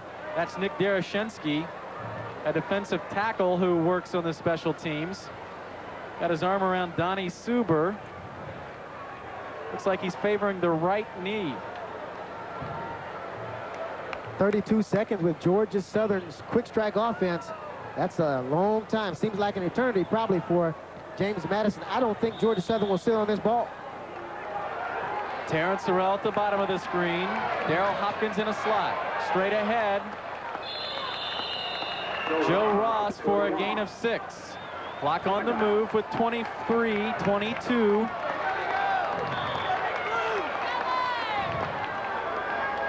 Gross looking for Hopkins. Out of bounds at midfield. Richard Grievous ushers him out. Stops the clock with 13 seconds remaining. David Kuhl handles the long field goals for Georgia Southern. Mike Granuzzo capping off the last scoring drive for the Dukes. 12 plays, 54 yards, consuming only 3:56. From midfield, Raymond Gross with 13 seconds remaining in the first half. As Miller caught at the 42, clock at 6 seconds remaining, and timeout by Georgia Southern. The tackle by Richard Grievous. David Kuhl has attempted a 57-yard field goal this year. It had the distance, but was not accurate. Raymond Gross, the straight drop back. He's looking over to the sideline, either Carl Miller or his other receiver out there. And Carl Miller does a tremendous job of turning his body in the air and making the grab. Carl Miller, a tremendous athlete. We talked about him before. He does it all for Georgia Southern. He can block. He can run. He can catch the passes, as you just saw on this play, and you'll see it again. Raymond Gross, the straight drop back out to the sideline. Carl Miller, did you see the athletic ability? I turned his body in the air. Boy, he reminds me of somebody. I'm not taking that. Carl Miller, very active on the field and off the field. He's one of the few married players for Georgia Southern. He's also a father of Carl III, 2-year-old son. Here's Raymond Gross looking out of bounds to Sorrell with 1 second. No, incomplete. Sorrell out of bounds. That'll back the ball up to the 43-yard line. I don't know if we'll be able to see it on the replay, but it looked as if Terrence Sorrell's lead foot came down out of bounds first. He did get 1 foot in bounds, but his lead foot comes down right there, out of bounds first, before he gets the other one down. That's why it was called incomplete. Good call by the officials. David Kuhl, a former walk-on, will try a 59-yard field goal. Hal Radford snaps, Terry Harbin on the hold. It's up and looks shy. Well short, just over the goal line, and that'll conclude the first half. Georgia Southern jumps out in front, 21-0. James Madison comes back, and it's now 21-10 at halftime. We'll be back with homecoming halftime festivities from Statesboro. The Georgia Southern band at halftime as we open up halftime festivities for this homecoming Saturday on the first weekend in November in Statesboro. What a beautiful afternoon for football, and what we're seeing here, Delano, is a duel between two quarterbacks, two electrifying quarterbacks. Raymond Gross dueling in the air with his part, and Eric Williams of James Madison doing it on the ground, also throwing for the touchdown pass. So let's rehash this first half here. Georgia Southern jumping out in front on the very first time they touched the ball, the very first play. Raymond Gross looks for who? Terrence Sorrell, who had not caught a touchdown pass all year. That's right. They talk about Terrence Sorrell as being Georgia Southern's only deep threat, and he certainly proved it on that first play that Georgia Southern touched the ball. Raymond Gross, the straight drop back. Terrence Sorrell, a pretty move on the outside, faking the defensive back, and he was wide open. He did it twice. He did it on the Georgia Southern Eagles' next possession, breaking open, another tremendous move, and Raymond Gross finding him along the sideline. And you don't think of Georgia Southern, most people don't, as a passing team. They think of them as running. And here Georgia Southern comes on the first play of the ball game. They touch it. You expect the option. That's what you've been working on all week long. And they throw the football, a touchdown pass. Well, unbelievable. Let's take a look at one of those touchdown passes. Raymond Gross opens up on his first play from scrimmage, 54 yards to Sorrell, who's from Salem, New Jersey, and Terrence Sorrell schools defensive back Robert Smart, who's from nearby Clio, Georgia. Smart from right near Georgia Southern. Sorrell from up there around New Jersey, Salem, New Jersey, where James Madison does a good bit of its recruiting. So the Eagles jump out 21-0. Then Eric Williams, operating that multi-bone that James Madison calls it, brings his team right back, and for the first time in the game, middle of the second period, they start establishing that offensive attack. Well, Eric Williams really playing a tremendous ball game. He had a couple of problems earlier with the interception, but he really got this drive going by hitting Dwayne Hayes over the middle. Dwayne Hayes and Ed Thornton. Let's not forget about him. Keith Thornton, that is. And Dwayne Hayes, a tremendous job of getting the ball in the end zone. More halftime activities from Statesboro after this.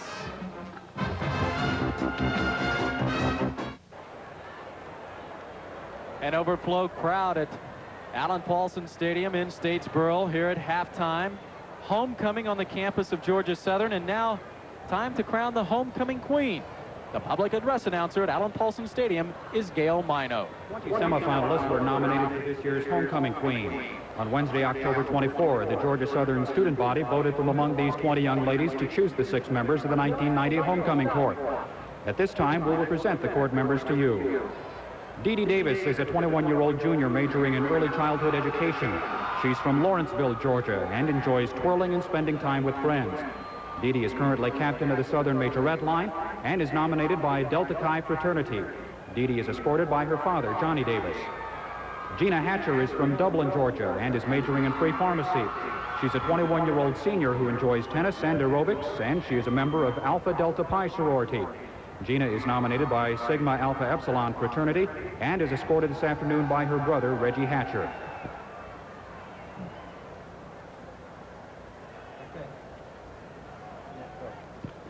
Julie Kicklighter is a 21-year-old senior majoring in public relations. She is from Brunswick, Georgia, and enjoys dancing and aerobics. She is presently captain of the varsity cheerleading squad and is nominated by Sigma Chi fraternity.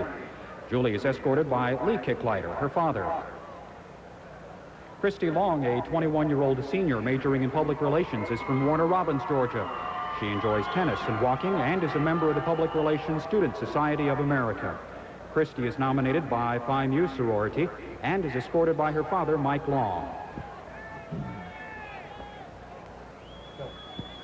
Michelle Middleton is a 21-year-old senior from Sylvester, Georgia. Her major is child psychology, and she enjoys sports and collecting antique dolls. She's a member of the Psychology Club and is nominated by Kappa Delta sorority. Michelle is escorted by Sonny Brothers. Go. Angela Walton is a 21-year-old senior majoring in printing management. She's from Decatur, Georgia, and she enjoys cooking and shopping. Angela was a member of the 1990 orientation team and is nominated by the Minority Advisement Program. She's escorted by her father, Jesse Walton.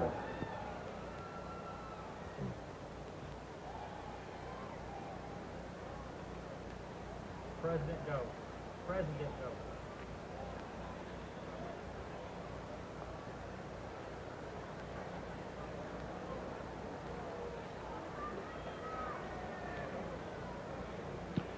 And the 1990 Georgia Southern homecoming queen is Angela Walton. She's being crowned this afternoon by Dr. Nicholas Henry, president of Georgia Southern University, and Lee Fowler, 1989 homecoming queen. The Campus Activities Board wishes to congratulate the entire court and give its best wishes to Angela as our new queen.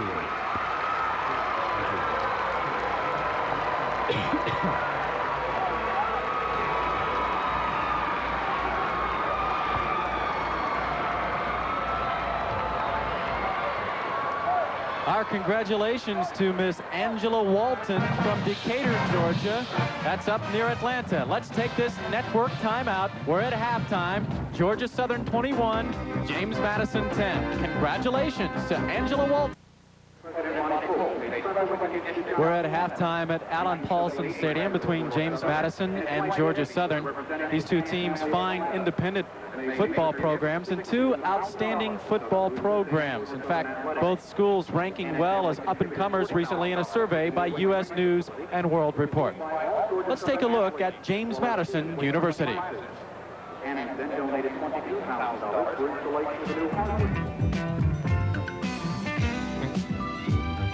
Advances in technology have made our world a smaller place. Today's graduate must function in a global society. At James Madison University, many programs emphasize global education, including studies abroad programs in England, France, Spain, and Italy. As our world shrinks, the JMU students' knowledge expands.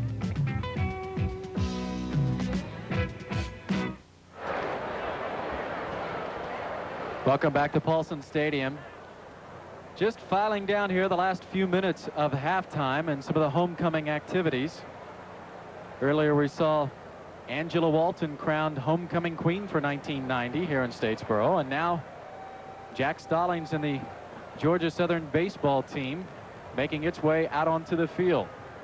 They'll be honored for last year's trip to the College Baseball World Series. Once again, let's hear from public address announcer Gail Mino. Ladies and gentlemen, it's time for a very special recognition on this homecoming Saturday. Last spring, the Georgia Southern Eagle baseball team captured the hearts and admiration of many throughout Statesboro, Southeast Georgia, and the nation. Now assembling at the 40-yard line are coaching staff members and players from the 1990 NCAA Midwest Regional Champion GSU baseball team under the direction of head coach Jack Stallings, who completed the season with 960 career victories as the 6th winningest coach in Division I baseball. The 1990 Eagles tied or established 17 school records. GSU dominated the Trans-America Conference Eastern Division, winning 17 of 18 games. The Eagles then earned an at-large berth in the NCAA Midwest Regional at Wichita, Kansas, and defeated defending national champion Wichita State, UCLA, and South Alabama twice to advance to college baseball showcase event, the College World Series in Omaha, Nebraska.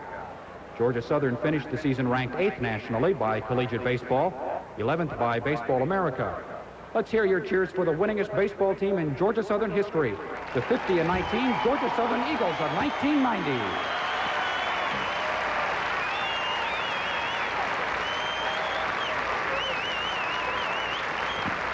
At this time, Eagle head coach Jack Stallings is presenting certificates on behalf of the American Baseball Coaches Association to senior catcher Rob Fitzpatrick and freshman right fielder Todd Green. Fitzpatrick and Green were All-America selections by the ABCA.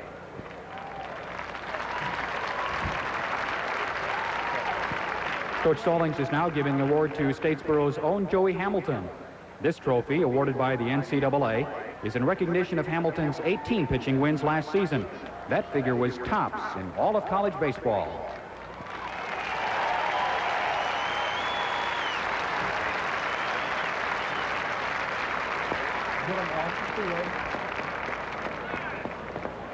Well, this crowd of about 20,000 here at Allen Paulson Stadium, not only appreciating the efforts of the football team, but as you can see and hear, appreciating homecoming here in Statesboro. Well, let's take this local timeout. We'll come back. We're at the tail end of the halftime. We'll be back with second half and statistics after this. The captains are at midfield. The team's ready to come back on the field for the second half. Tim Stowers and his Eagles leading 21-10 at halftime. Let's take a look at the Dixie Crystals Sugar scoreboard. Youngstown State unbeaten and out in front of the Ohio Bobcats at halftime. University of Massachusetts leading the Richmond Spiders in the second. Furman and William and Mary, big game. James Madison will take on Bill and Mare later this year. Boise State and Montana State still to kick off. Holy Cross tied with Bucknell at halftime. Jackson State playing Texas Southern later on tonight. Some other key games around the nation in Division 1A, of course, primary in our minds.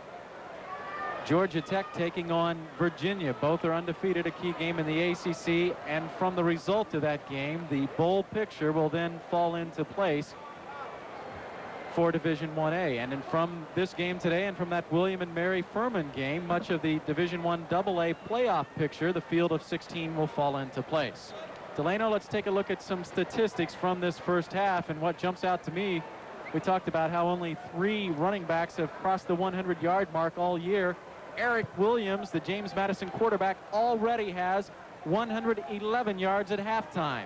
And you know, traditionally, Georgia Southern has always had problems with those small quarterbacks, what we call jitterbugs, what we called earlier, that can really move to the right and left and put a move on you. And Williams has really been tough on Georgia Southern. Williams rushing for 111 yards, passing for 123. Look at the total yards, the turnovers, the 2 interceptions hurt, but look at that time of possession. Over double, nearly triple Georgia Southern. Joe Perzicki saying the 2 keys to this game: 1, big plays. They have not prevented big plays by Georgia Southern. And 2, time of possession. But certainly time of possession means very little when you have the 2 interceptions and in the 2 touchdown bombs by Raymond Gross. Mike Granuzzo set to kick it off for James Madison, and the second half is underway. Carl Miller at his 1. The 10, 20, has a hole. 30, 35, 40. Up to the 39-yard line, Shane Henson and Richard Grievous. It was Henson, the linebacker, who got a hand on Carl Miller, preventing him from breaking that thing wide open. A flag down, back of the 18-yard line. Darrell Hopkins getting up woozy with his helmet off. There's a holding call against Georgia Southern. Carl Miller broke a 103-yard return against Central Florida down in Orlando, but that was called back, as this fine return will come back. We got holding on the receiving team. Going to be first down. And now you know why most teams do not like to kick off to Carl Miller, because he is so explosive. A couple of good blocks here on this return, but there you see blocking number 6 in the back in the lower corner of the screen. That was a clip. And Carl Miller is so dangerous. I don't think they'll be kicking to him anymore the rest of the game. Raymond Gross ran for 44 yards, passed for 101 in the first half. Raymond Gross to Joe Ross. Outstanding play by Robert Smart, the cornerback, who came up, fought off his blocker, and dropped Joe Ross maybe for a loss of 1. That was Brad Allman over there on the sideline, and he did a good job. That's where they work on a lot, fighting off those wide receivers. Excuse me, not Brad Allman. That was Robert Smart. As a matter of fact, as we mentioned before, from Clio, Georgia, did a good job that time of fighting off his blocker. And they work on that in practice a lot. Getting those hands out, getting separation is what the defensive backs talk about. He did a good job on that play. Here's referee Chip Ferguson. Got illegal procedure on the offense. It's declined. It's going to be second down. Georgia Southern has 4 penalties in the game. 2 here right at the beginning of this third period. Puts Raymond Gross deep in his own hole on second down. Going to keep it and cut it up. Has room at the 15, the 20. First down for Georgia Southern. Brian Lewis, the defensive tackle, in pursuit, gets Raymond Gross on the cutback. First down at the 23. Raymond Gross rolling out to his left. He sees some room back inside, and that's what he does so well, and he cuts it back, and he picks up that big gain for the first down. There you see him at the tail end of that play. Gross has 51 yards on 7 carries. Joe Ross, nice fake, and Gross keeps it, and is dropped for a loss. Jermel Harris fires out, and he has company back there. What we've seen already is a little bit of fire from that James Madison defense. And you see Raymond Gross probably should have given the ball that time to Joe Ross.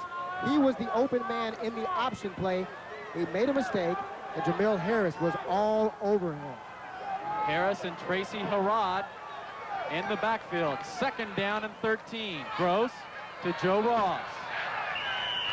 Again, good pursuit. Shane Henson, the linebacker, number 44 out there for James Madison. Henson is a junior from Germantown, Maryland, 220-pounder. Shane Visman also out there. And finally, the James Madison linebackers here early in the 3rd quarter getting some pursuit. That brings up 3rd down and 7. And this is a really big play for both teams. Georgia Southern needing desperately to get something started, and James Madison wanting to keep Georgia Southern from getting something started, wanting to get that ball back as quickly as possible. Sorrell and Belser at the bottom of the screen. Sorrell comes back, complete at the 39-yard line. First down for Georgia Southern. Chris Parrott makes the stop. Nice job by Sorrell on what we call the bend route. The curl route is when he would break it back to the inside. On this play, he takes it out towards the sideline. You push up about 16 yards up the field and come back as sharp as possible toward the ball. A good job by Terrence Sorrell. He can run the long routes. He can run the short routes, too. Parrott, a converted safety. Right back to the fullback. Good offensive line surge. Joe Ross, gain of about 6. Shannon Visman, the top tackler on the Dukes defense, brings him down. Chris Parrott, a converted safety, playing that left corner because the 2 starting cornerbacks, Don Phelps and John Gutter, have been knocked out of action the past 2 weeks. Parrott also the cousin of Dukes linebacker Tracy Harrod. 2nd down and 5. Chuck McClurg split it to the top of the screen with Sorrell. Gross, wide pitch to Joe Ross. Needs a block, spinning away. A gain of 5, maybe a first down. Let's check the spot. Richard Grievous out there. Acrobatic play by Raymond Gross on the pitch. It's spotted shy of the first down. 3rd down and just inches. Do not try this at home. That is unbelievable. Raymond Gross appears to be stopped, and look at the pitch he makes. He throws the ball back to Joe Ross, and Joe Ross does a good job of getting some extra yardage there. Tough running by Joe Ross. Gross pitches to Carl Miller. First down, knocked out of bounds. Shane Henson had a hand on Carl Miller before first down territory. There's a flag down. Henson had a hand on him, but couldn't bring him down shy of the first down. Let's see what the call is. This crew today made up of SEC officials, Southern Conference officials, and Chip Ferguson, our referee from the College Football Officials Association.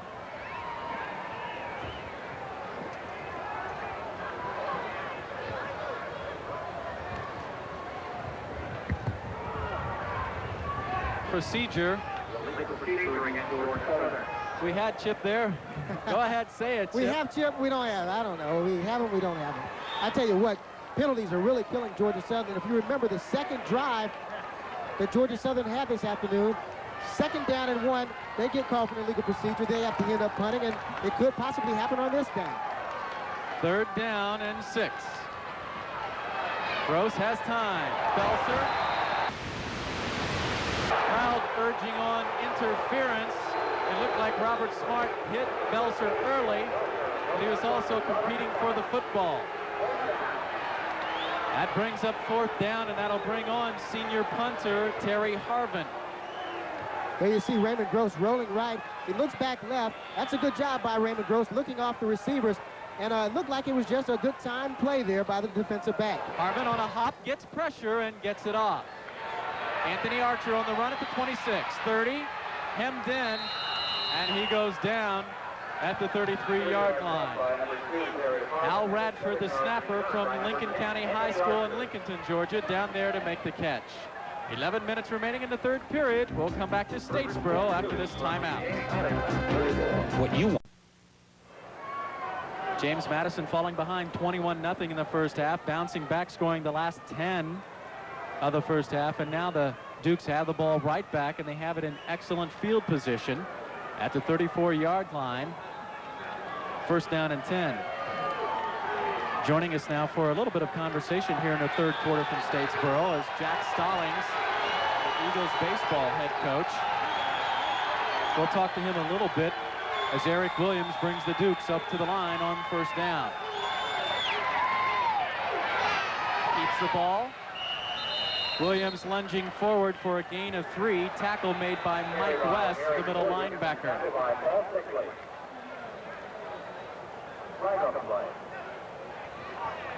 Williams had that hot finish, or check that. Williams did have a hot finish to the first half, and he comes out and keeps it. There's a flag down, personal foul against the Eagles.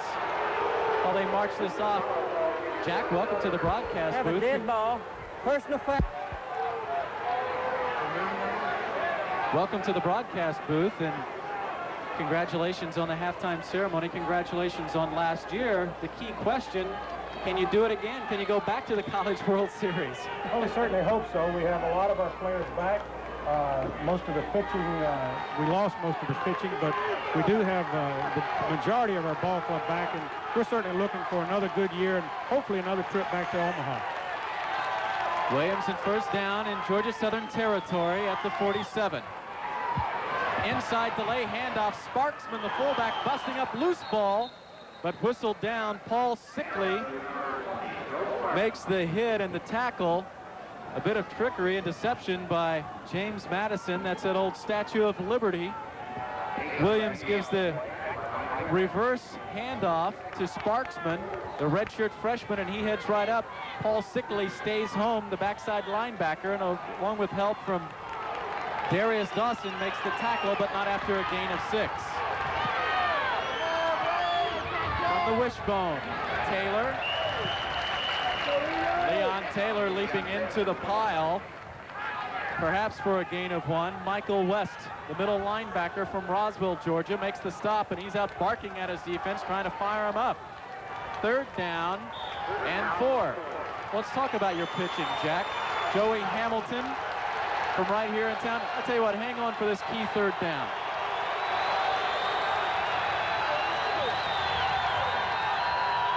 Williams hangs on. First down and 10 for James Madison. Pickup of 4. Tackle made by Darius Dawson, the freshman linebacker. Let's talk about your pitching. Outstanding pitching. That's why you go into a place like Wichita, win the regional, beating Wichita State, the defending champs, and that's what wins games at the College World Series. How will Hamilton and the staff fare this year? Well, we lost our number 2, 3, and 4 starters from last year, but we do have Joey Hamilton back. Joey won 5 games as a freshman, won 18 games as a sophomore, and we're certainly counting on him to stabilize the pitching staff, and if he can have a good year for us, then we'll hopefully have a good year and go back to the regional.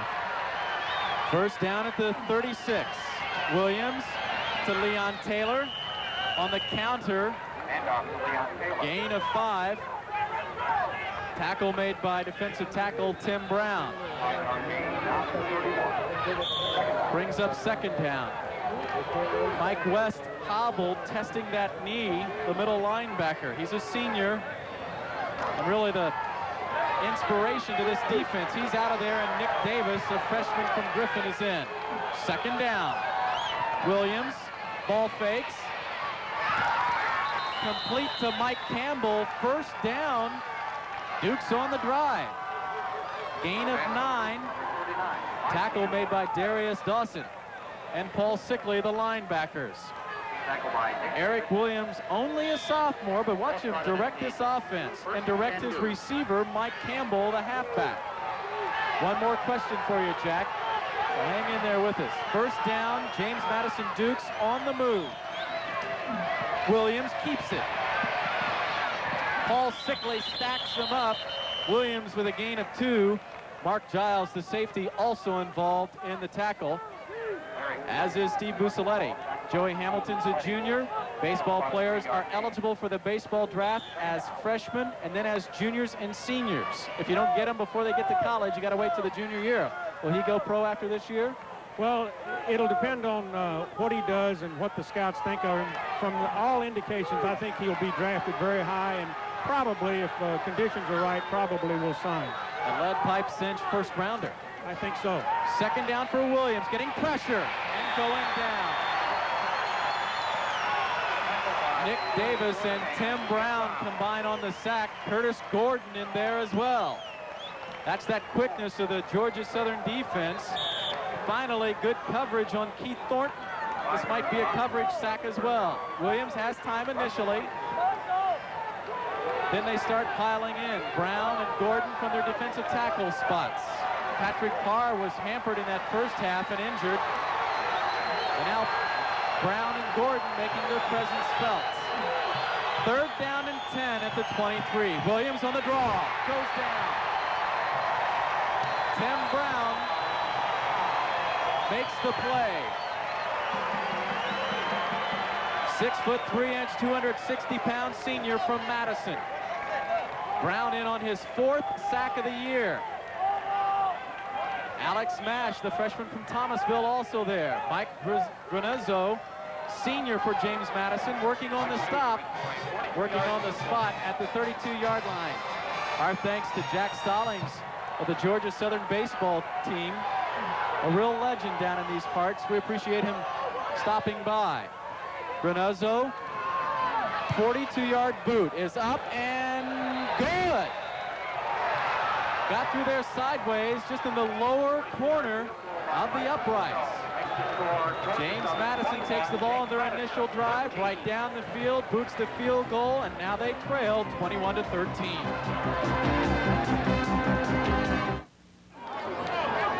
A sun-drenched homecoming crowd on hand at Paulson Stadium, the second largest regular season crowd in Paulson Stadium history.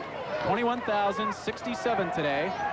Second largest regular season crowd and the third largest crowd in the history of Paulson Stadium. Mike Granezzo tees it up from the 35. The Dukes have fought back, and they're right in this game, Delano, right back in this game. They certainly are. Eric Williams has done a tremendous job of directing the James Madison offense. Carl Miller at his 1, in trouble on the near sideline, up to the 15. Hit hard and brought down shy of the 20. Corey Roy, a defensive back, got down in there in a hurry and wrapped him up. That scoring drive, 42 yards from good field position, 10 plays, 5.5 minutes. Granezzo 42 yards, a wobbly boot that just got in there. They don't care how to get him over, just as long as you get him over. Credit Eric Williams with getting his team right back in this club and silencing this homecoming crowd. Raymond Gross to Hopkins. Dancing along the sideline, Shane Henson makes the tackle. Hopkins makes Shannon Visman miss. That's a gain of 9. Second down and 1. Raymond Gross and Georgia Southern running to the short side of the field. You'll often see them do that. Daryl Hopkins does a good job of keeping his feet in bounds to pick up 3 or 4 more yards. Make that a first down and 10. A fortunate spot by Georgia Southern. Gross cutting upfield. Cutting inside of Jermel Harris. Shane Henson brings him down, but not before Raymond Gross leans forward and dives for a gain of 4. It's second down. And you know, that play by Raymond Gross, sometimes the option looks as if it wasn't successful, but Raymond Gross really picked up 3 or 4 yards on that play, and for most teams, that's a good pickup. Sorrell at the bottom of the screen. Joe Ross pounding forward over noseman Cliv Pettis.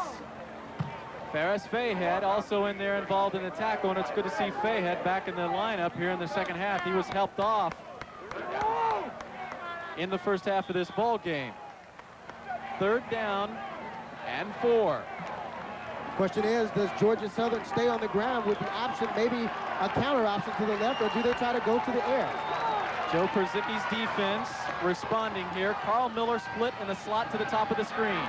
Raymond looks him off, finds Hopkins across the 50, up to the 45-yard line, first down, gain of 20 on the connection from Raymond Gross to Darrell Hopkins.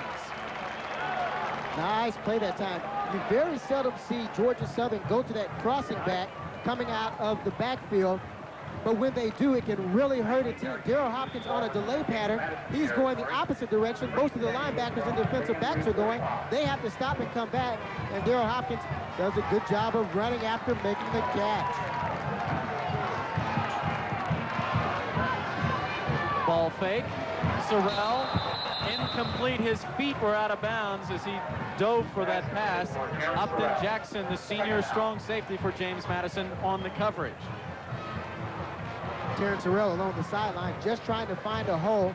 He had cover 2 defense, which means the safety was up on him. The cornerback was back. All he had to do was get around the safety, find a little hole there. And he actually did that. The pass was a little low, and Sorrell just couldn't hold on to it. Raymond Gross is a 54% passer, and that's exactly what he was in the first half, 6 for 11. And his first toss here in the second half on this drive, incomplete. Second down and 10. Raymond getting pressure on the 40. Shane Henson, the linebacker, hustles up to make the stop, but not before Raymond Gross picks up about 7, bringing up 3rd down and 3. James Madison, a good job of control on that play. Raymond Gross, when he gets outside like that and he starts scrambling, he can be dangerous. And James Madison came up, made the big play, and is forced 3rd down and 3. Wednesdays at 6 o'clock on Sports South Network, the Tim Stowers Show, Georgia Southern Football 90. That's Wednesdays at 6 o'clock on Sports South. Joe Ross, first down. Powers through the line. We heard the pads pop. Gain of 6, tackled by linebacker Shane Henson for James Madison. Henson from Germantown, Maryland, a 220-pound linebacker.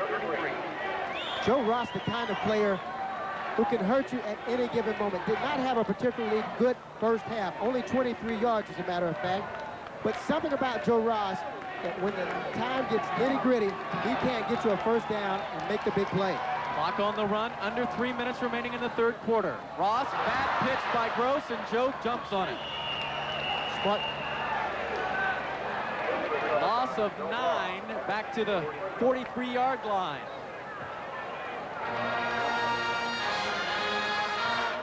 Ominous note for the Eagle offense. They needed a first down. They've accomplished that, hammering out a pair of first downs.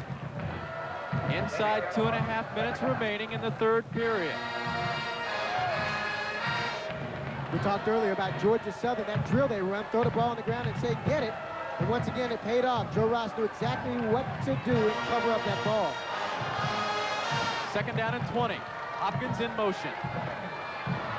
Gross has time. This is Hopkins at the 30, at the 25, the 20, at the 20, 15-yard, picks it back up. Carl Miller down to the 2, down to the 1-yard line. Oh, my. But a penalty flag is back on the 30-yard line. I think they're going to call Daryl Belzer for a clip, but I tell you what, it really did not look as if he had gotten his man in the back. It looked like a clean block. We'll definitely have to take a look at this one again.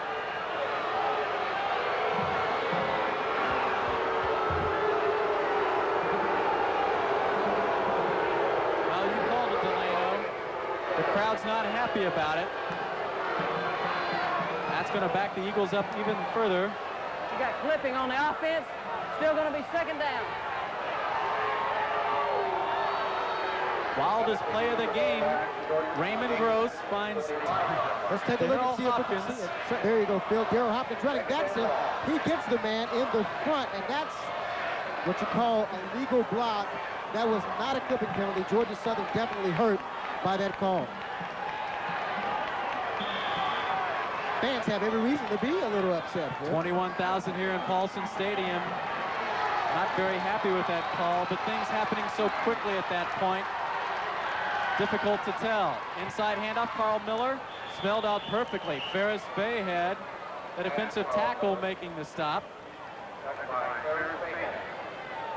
Also there, Tracy Harrod. Let's take a look, and you can see a replay of that last play. There is the head, and now you can see it. As we slow it down, our crack staff, our crack cameraman, tremendous job. That was a clip.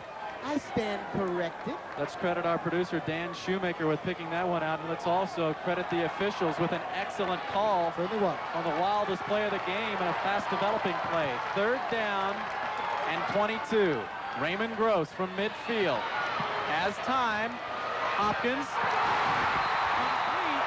First down, Georgia Southern.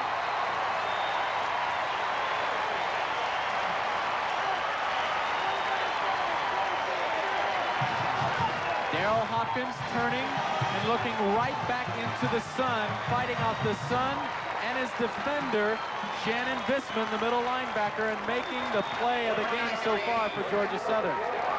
When in Rome, sometimes, Phil, you do as the Romans do. James Madison has been hurting Georgia Southern across the middle, and the past couple of plays that Georgia Southern has been successful on has been across the middle. Gross in the last minute of the 3rd. Ad-libs and goes down. Jermel Harris, defensive tackle, a senior, makes the stop. Richard Bryant, the outside linebacker from Washington, Pennsylvania, also in on the stop. Bryant is a good one at 6'2", 230 pounds. Gain of 2 by Raymond Gross on the scramble. Darrell Hopkins and Carl Miller are just like brothers there, that slot back position. They almost look exactly alike bookends, and they're very strong as well. We talked about them being on the Iron Eagle Club in Central Florida. They can lift about 5% of their body weight. That is truly amazing, Phil. It really is. I told you earlier, when I was in college, all I wanted to pump was gas. Shannon Visman, the middle linebacker. 21 seconds remaining in the 3rd period. Want to pass a note along to our network stations as we enter the final seconds of the 3rd that we understand that we are behind on our commercial breaks, and we will make them up as we go along here in the final period of the ball game. Chance Ward and Terrence Finley, a pair of backup receivers, split to the bottom of the screen. Finley in the slot on 2nd down and 8. Gross brought down by Ferris Fayhead after a gain of 2. Running to that short side of the field. Gross trying to make something happen by cutting forward, and Delano, he was holding the ball loosely. Well, that's the end of the 3rd period. We've got a ball game. Let's take this network timeout on the Georgia Southern Sports Network.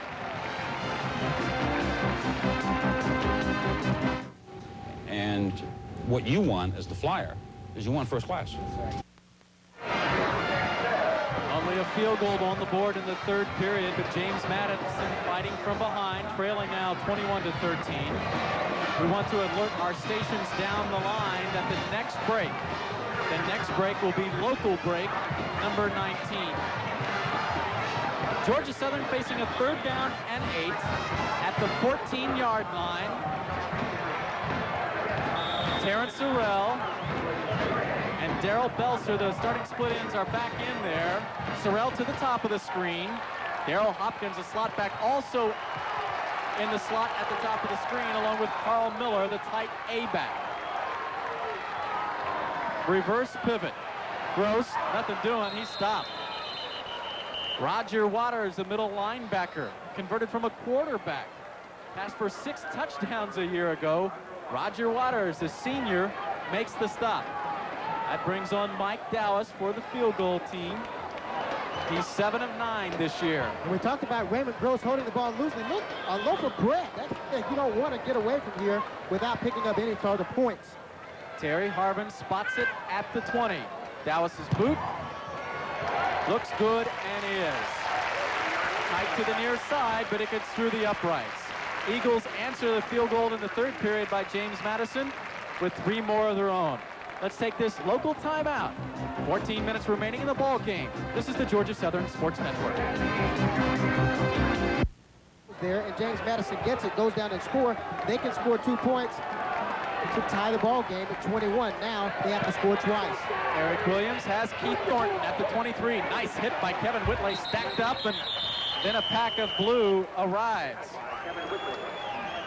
Darius Dawson right there after Whitley cracked him on initial impact. Talk about some other football here today. Top-ranked Eastern Kentucky just underway, leading Austin P 7-0 in the second. A little hitch pass out to Thornton, and Kevin Whitley does a good job of defending it. They tried it earlier in the ball game, and he defensed it, and this time he does it again. 68 yards on 14 time-consuming plays, leading to the Mike Dallas 30-yard boot. Second down for Eric Williams. He has time. That time evaporates in a hurry. Alex Mash. And Jack Harris credited with the sack. A mash bash. Alex Mash, the freshman from Thomasville, is, man, is he quick. Mash bash. Oh, boy. Look at Eric Williams as he goes back. He has, it looks like, an awful lot of time. And then all of a sudden, he sees no receivers, and the pocket all of a sudden becomes just a little bit smaller. Jack Harris, a 6'1" senior from Miami, takes the long way here by way of Bemidji State up in Minnesota. Third down and 12. Williams eludes Mash. Looking for McLeod, incomplete. Darius Dawson and Rodney Oglesby give a stick to David McLeod. And Eric Williams did a good job that time of avoiding the rush. His pass just a little too tall. He kind of reminds me of Randall Cunningham for the Philadelphia Eagles, of how he can avoid that rush and get open and buy his receivers some time. He had the man open, he just threw it a little too tall. Scott Todd, high snap from his 5, getting pressure. Low liner. Rodney Oglesby going to let it roll dead. And it will. Pat Carey downs it at the 40-yard line. Scott Todd very fortunate to get that thing off. Let's take a timeout with 12 minutes remaining. Georgia Southern leading James Madison in the fourth period. Georgia Southern University, our tradition of excellence, our quality of life, our spirit and pride have made us one of the fastest growing campuses in the nation. The momentum of the campus continues to grow, along with Southern's reputation for academic excellence. The quality of life enjoyed at this mid-sized university compares with the best in the South. So for a great education in an ideal setting, we're Georgia Southern University. The sunshine today very welcome to all but maybe one of the 21,000 fans here at Alan Paulson Stadium. First Saturday in November, a month which has been extremely kind to the Georgia Southern Eagles. In fact, they have not lost a game in the month of November for 5 years. But if you believe in omens, the last team to beat Georgia Southern in the month of November was James Madison back in 1985. Raymond Gross takes over, 1st and 10 at the 40.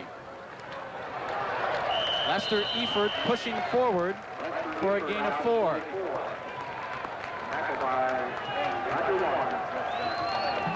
Defensive coordinator, co-defensive coordinator Tommy Spangler working with the defense. They did a good job that time of holding the James Madison Dukes. Bring you up to date on a couple of scores. Virginia jumps out in front of Georgia Tech 13-7 in the first quarter. Florida State laying it on South Carolina 41-3. Second down, Joe Ross. Following Parrish for a gain of 2, Richard Bryant, outside linebacker, makes the stop for James Madison. Lester Eford and Joe Ross alternating. That was Lester Eford that time as he breaks up through the middle and does a good job of keeping his knees high, getting that extra yardage. Lester Eford is a cousin of James Brooks, the splendid running back for the Cincinnati Bengals.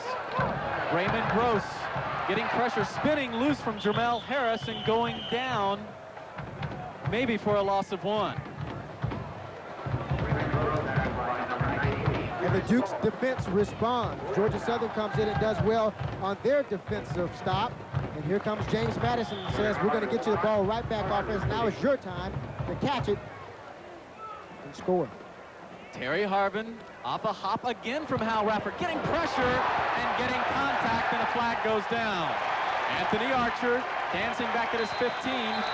But we'll bring it on back. Ronald Johnson, a backup outside linebacker, makes initial contact in the stop, but Terry Harvin Chip Ferguson, the referee, makes the call, and here's a look at it. You see Terry Harvin, he's had some bad snaps a lot of times today, but this time it pays off for him because 44 for James Madison does a good job. Shane Henson trying to block the punt, but he just gets blocked right into Terry Harvin. And of course, this will give them the first down because there's only 4th and 4. Well, that is a big play and a real backbreaker for Joe Persicki. He just threw down the program he had wadded up over on the opposite sideline.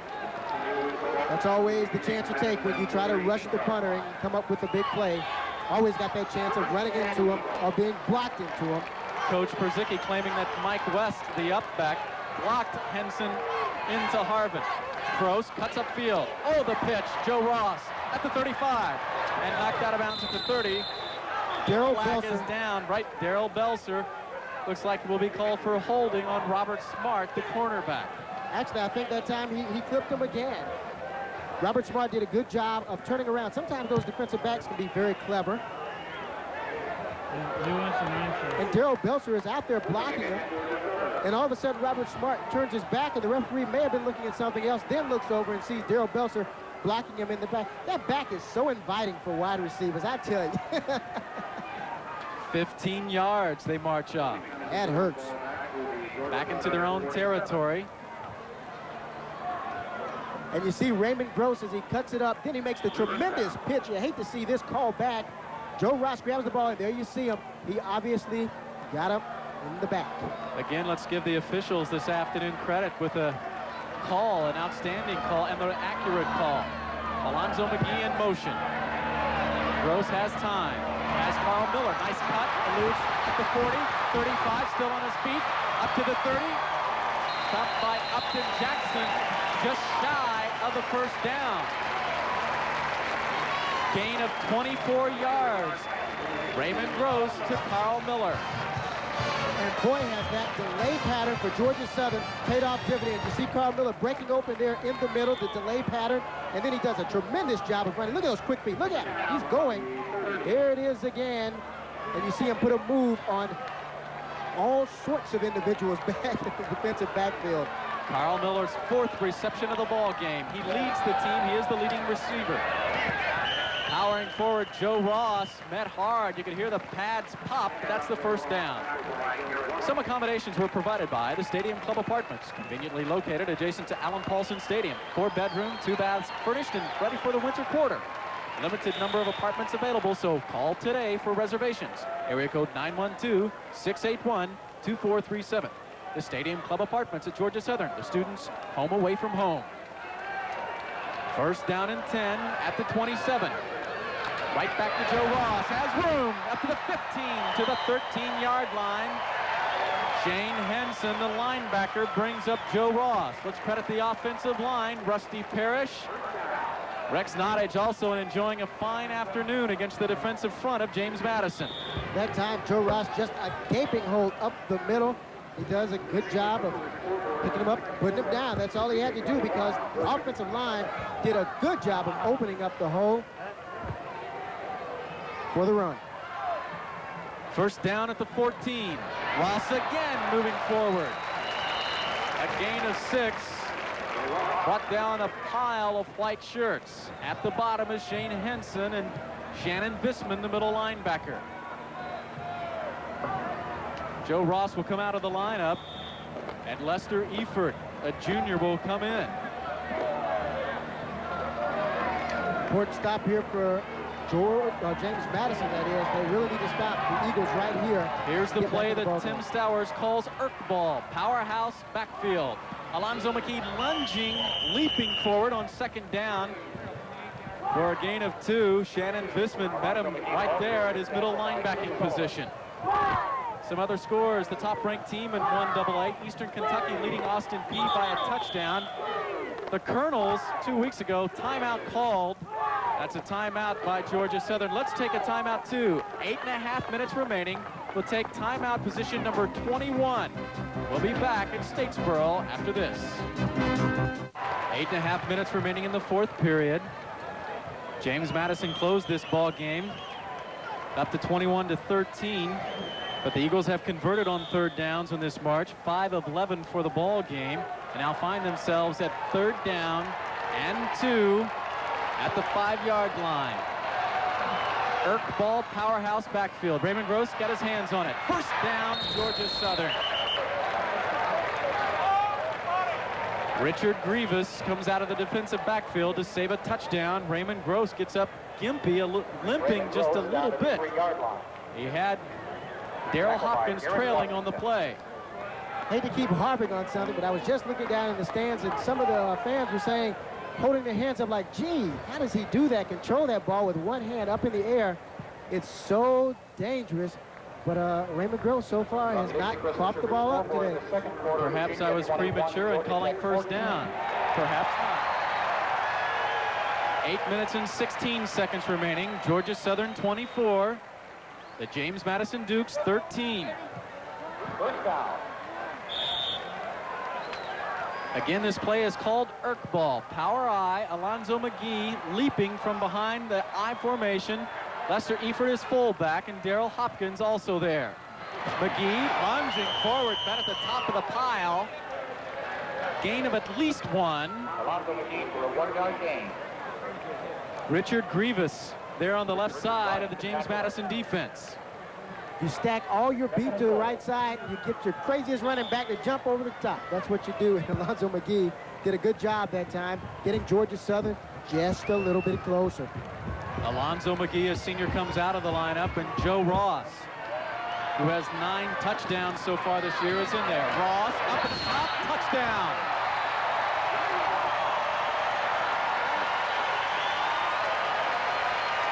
Joe Ross from 2 yards out. Important touchdown. Eagles playing headstrong football, just buckling it up and going up over top. Look where he is met. Upton Jackson. Forward momentum, looks like a touchdown for Georgia Southern. Credit the entire Georgia Southern offensive line with that touchdown. Mike Dowis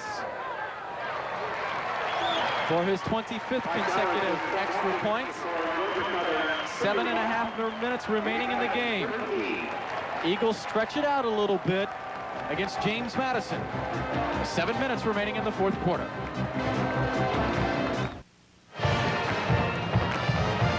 Raymond Gross engineering a drive that's capped off by Joe Ross for his 11th career touchdown at Georgia Southern. And with 7.5 minutes remaining, homecoming festivities can strike up the band once again, and we see some fans, part of this crowd of 21,067, head for the exits at Alan Paulson Stadium. Again, 7.5 minutes remaining. Leon Taylor and Tom Green stand deep for James Madison. Eagles have won 4 in a row, trying to make it 5 in a row. Don Norton's boot. Tom Green in his own end zone. Let's run down some other scores this afternoon in Division I AA. 5th-rated Youngstown State leading Ohio 24-0 in the 4th. In the 3rd, Richmond upsetting 6th-rated Massachusetts 9-7. The Citadel leading VMI 10-0 in the 2nd. Some other scores. Louisville, Howard Schnellenberger's club laying it on Cincinnati 41-10 in the 4th. Also 4th quarter, Clemson Tigers leading North Carolina 20-3. Duke 31, Wake Forest 6 at halftime. Williams going to have to throw the ball. Dwayne Hayes at the 32. Mark Giles got an ankle. Shane Maxwell grabbed him around the waist, and they combined to bring down Dwayne Hayes, but not after he picks up a first down. Every time James Madison has been in trouble, as you look at the Georgia Southern scoring drive, 11 plays, 60 yards. The time elapsed 5 minutes and 16 seconds, a long drive, and a lot of it was via the fullback, who Coach Joe Przewski said he did not want to hurt him. He did not want the outside people to hurt him. The delay, Statue of Liberty, Joe Sparksman, smelled out brilliantly by junior linebacker Michael Berry. Nothing doing whatsoever. Other scores. Florida State beating South Carolina 41-3. Marshall leading Appalachian State 29-0. There you see the old Statue of Liberty play. They've run that once or twice in this ball game. This time, Georgia Southern was up to the task. Florida State leading South Carolina 41-3 in the fourth quarter. Marshall shutting down Appalachian State 29-0 at halftime on the Dixie Crystal Sugar scoreboard. Eric Williams scrambling, met head on by Mike West. Patrick Carr being dragged along for the ride. Tim Brown and Steve Buccialetti also in on the tackle. Well, you're in that territory that's fourth down. You work on 4 downs in an offensive possession. Speaking of that Southern Conference, next week we travel up to Chattanooga to take on Buddy Nix's UTC Moccasins. 3 o'clock kickoff on all of our Georgia Southern Sports Network stations, and along the way, the Sports Southward Network and Family Net. It's a player down on the field for James Madison. Try to pick that up for you. Delano, if there's been one factor in Georgia Southern stopping the momentum of James Madison and pulling away here in the second half, what has it been? Well, I would definitely say it's the play of the offensive and defensive line. Well, let's take a break now with 6 minutes remaining in the ball game on the Georgia Southern Sports Network. And Eric Williams looking long for Dwayne Hayes across midfield. The ball overthrown, and Hayes picked it up along the James Madison sideline right in front of their bench. Rodney Oglesby was defending and nudged Hayes, but he was out of bounds. And on third down, the pass incomplete. That brings up fourth down, and that brings on punter Scott Todd. Keep an eye on the up back in this formation because it's fullback Willie Lanier. Watch the fake on fourth down from the 30. Todd with plenty of time. Rodney Oglesby retreating. What a thunderous boot at the 15-yard line. Down by Pat Carey. What a leg. Scott Todd, 60 yards. Make that a 65-yard boot with 5:21 remaining in the third period. Georgia Southern on top 31-13, and the Eagles looking very much like a team that's ready for the playoffs. Eastern Kentucky, the runaway favorite at this point, top ranked and unbeaten, but 2 weeks ago their quarterback Lorenzo Fields was knocked out for the season. Dislocated left ankle, broken left fibula. But then again last week, the Colonels bounced back and Tim Lester rushes for 291 yards. So Roy Kidd's Colonels, the team to beat in the playoffs this year, like Georgia Southern was a year ago. Backup quarterback Albert Huntley into the lineup with 5:15 remaining. Huntley handing off to Lester Eford. Loses a yard, bringing up second down. James Madison needing a defensive stop right away and getting it on first down. Lester Eford nowhere to go because Jamel Harris was right there. We've seen Jamel Harris on a couple of plays in the backfield. He has been staying back there a lot. A tremendous player, the senior from Tinton Falls, New Jersey. Clock on the move at 4:44 remaining in the game. Huntley. Shannon Visman in on the tackle. Richard Bryant, the outside linebacker, brings him down. Gain of 3, third down and 9. A homecoming crowd of 21,000 here to see it. They don't fall at the Paul. A good way to sum up Georgia Southern's success right here at Allen Paulson Stadium. 45 wins, should today's trend continue. 45 wins and 2 losses, a winning percentage of over 95% for Tim Stowers' club. Albert Huntley on third down. Lester Eford keeping that clock on the run. That'll bring on punter Terry Harvin with 3:50 remaining in the game. Georgia Southern has only lost twice here on its home field, back in 1985 to Middle Tennessee and at the beginning of this year against the Eastern Kentucky Colonels. A streak of 38 consecutive wins in between. Harvin standing at his 2. And not heard much from Anthony Archer from his 40, the punt returner. A stiff breeze behind Harvin. Let's see if he can get into this. We're going to let the huddle clock wind down. It's at 7, at 6. Harvin with 4 seconds fields it on the hop again. high boot. Archer retreating to his 35. A move, weaving his way, and he'll go down. Steve Busceletti was first one down. Jack Harris, another defensive lineman, makes the stop. Let's take this network timeout. 3 minutes remaining from Statesboro. Nothing. For some, the homecoming party concluding, and for those two, producer Dan Shoemaker and director Skip Hill, the party's just beginning this homecoming weekend at Statesboro. And in the third quarter, Texas 14, Texas. The party is just beginning. Phil, you mentioned something earlier I thought was important. You talked about Georgia Southern looking like a team ready for the playoffs. Georgia Southern has had a history of peaking at the right time. Tom Green, the backup quarterback in there, breaks it big. Gain of 14, Tom Green.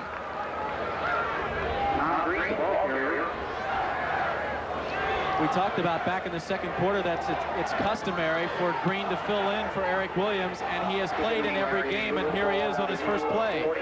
See, Tom Green turns it up. He's got a lot of speed, too, as well as Eric Williams. He turns it up that sideline and picks up a big gain.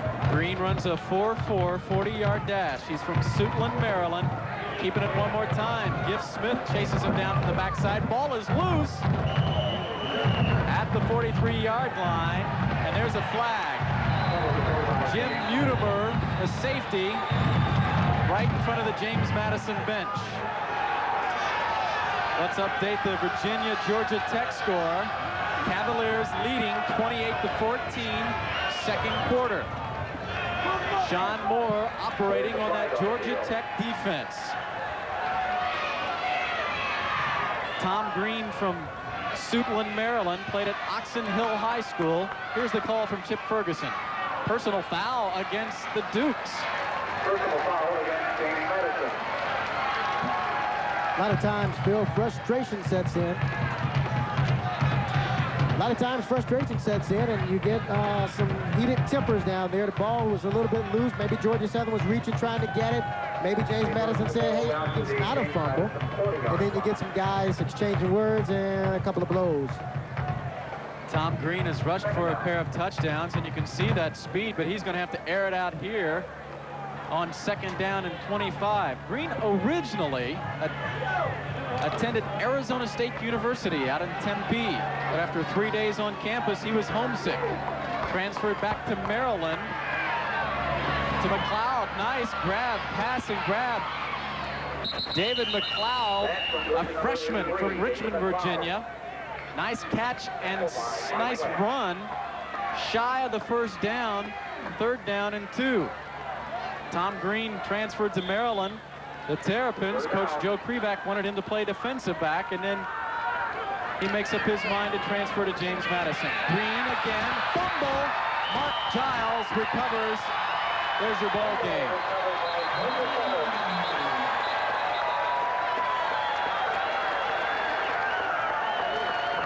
Mark Giles is a junior from Northside High School in Warner Robins, Georgia, and this locks it up with 1 minute 45 seconds remaining. And you can see Tom Green around left end. He's stripped from behind by the defensive player for Georgia Southern. The ball comes loose, Mark Giles.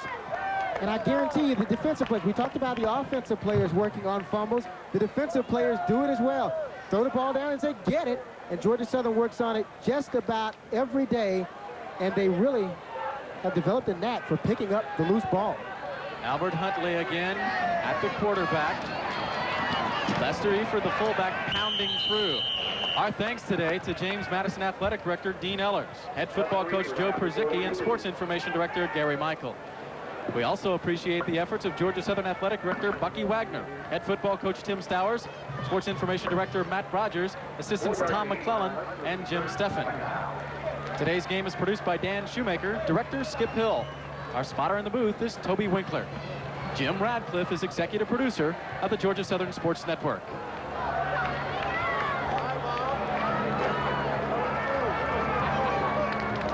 After this play, Eford just keeping the clock running.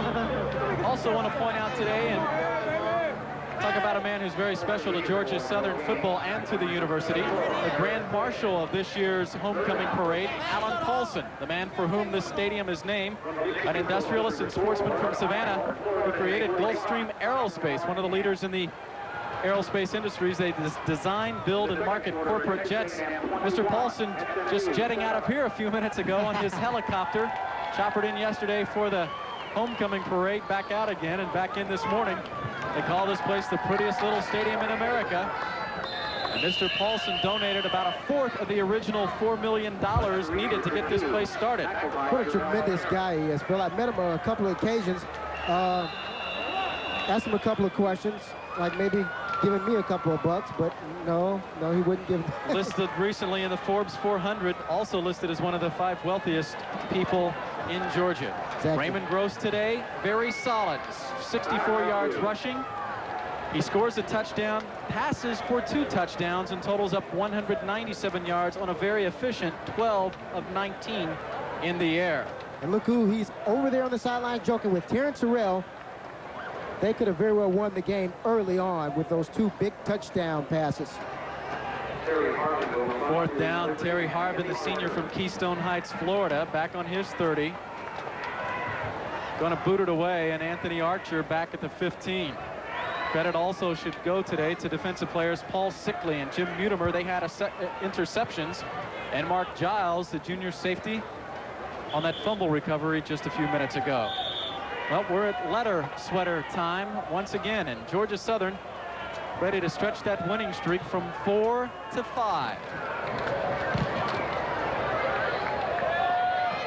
Archer lets it hit and take a hop into the end zone. Shane Maxwell, first one down, but not in enough time, and 3 seconds remaining in this ball club. Georgia Southern entered this game ranked 9th in the nation. Let's take a look at the ratings in a different way, though. In the USA Today Power Rankings, where they grade schedule strength, the Eagles rank 4th behind Furman, Middle Tennessee, and Eastern Kentucky. Tennessee Chattanooga, where we'll be next week, ranked 99th overall. Overall, that's all Division 1A and AA clubs, and Georgia Southern ranked 65th overall in all 1A and 1AA clubs. Tom Green lets it fly. McLeod makes the, nope, that's incomplete, and that is the ball game.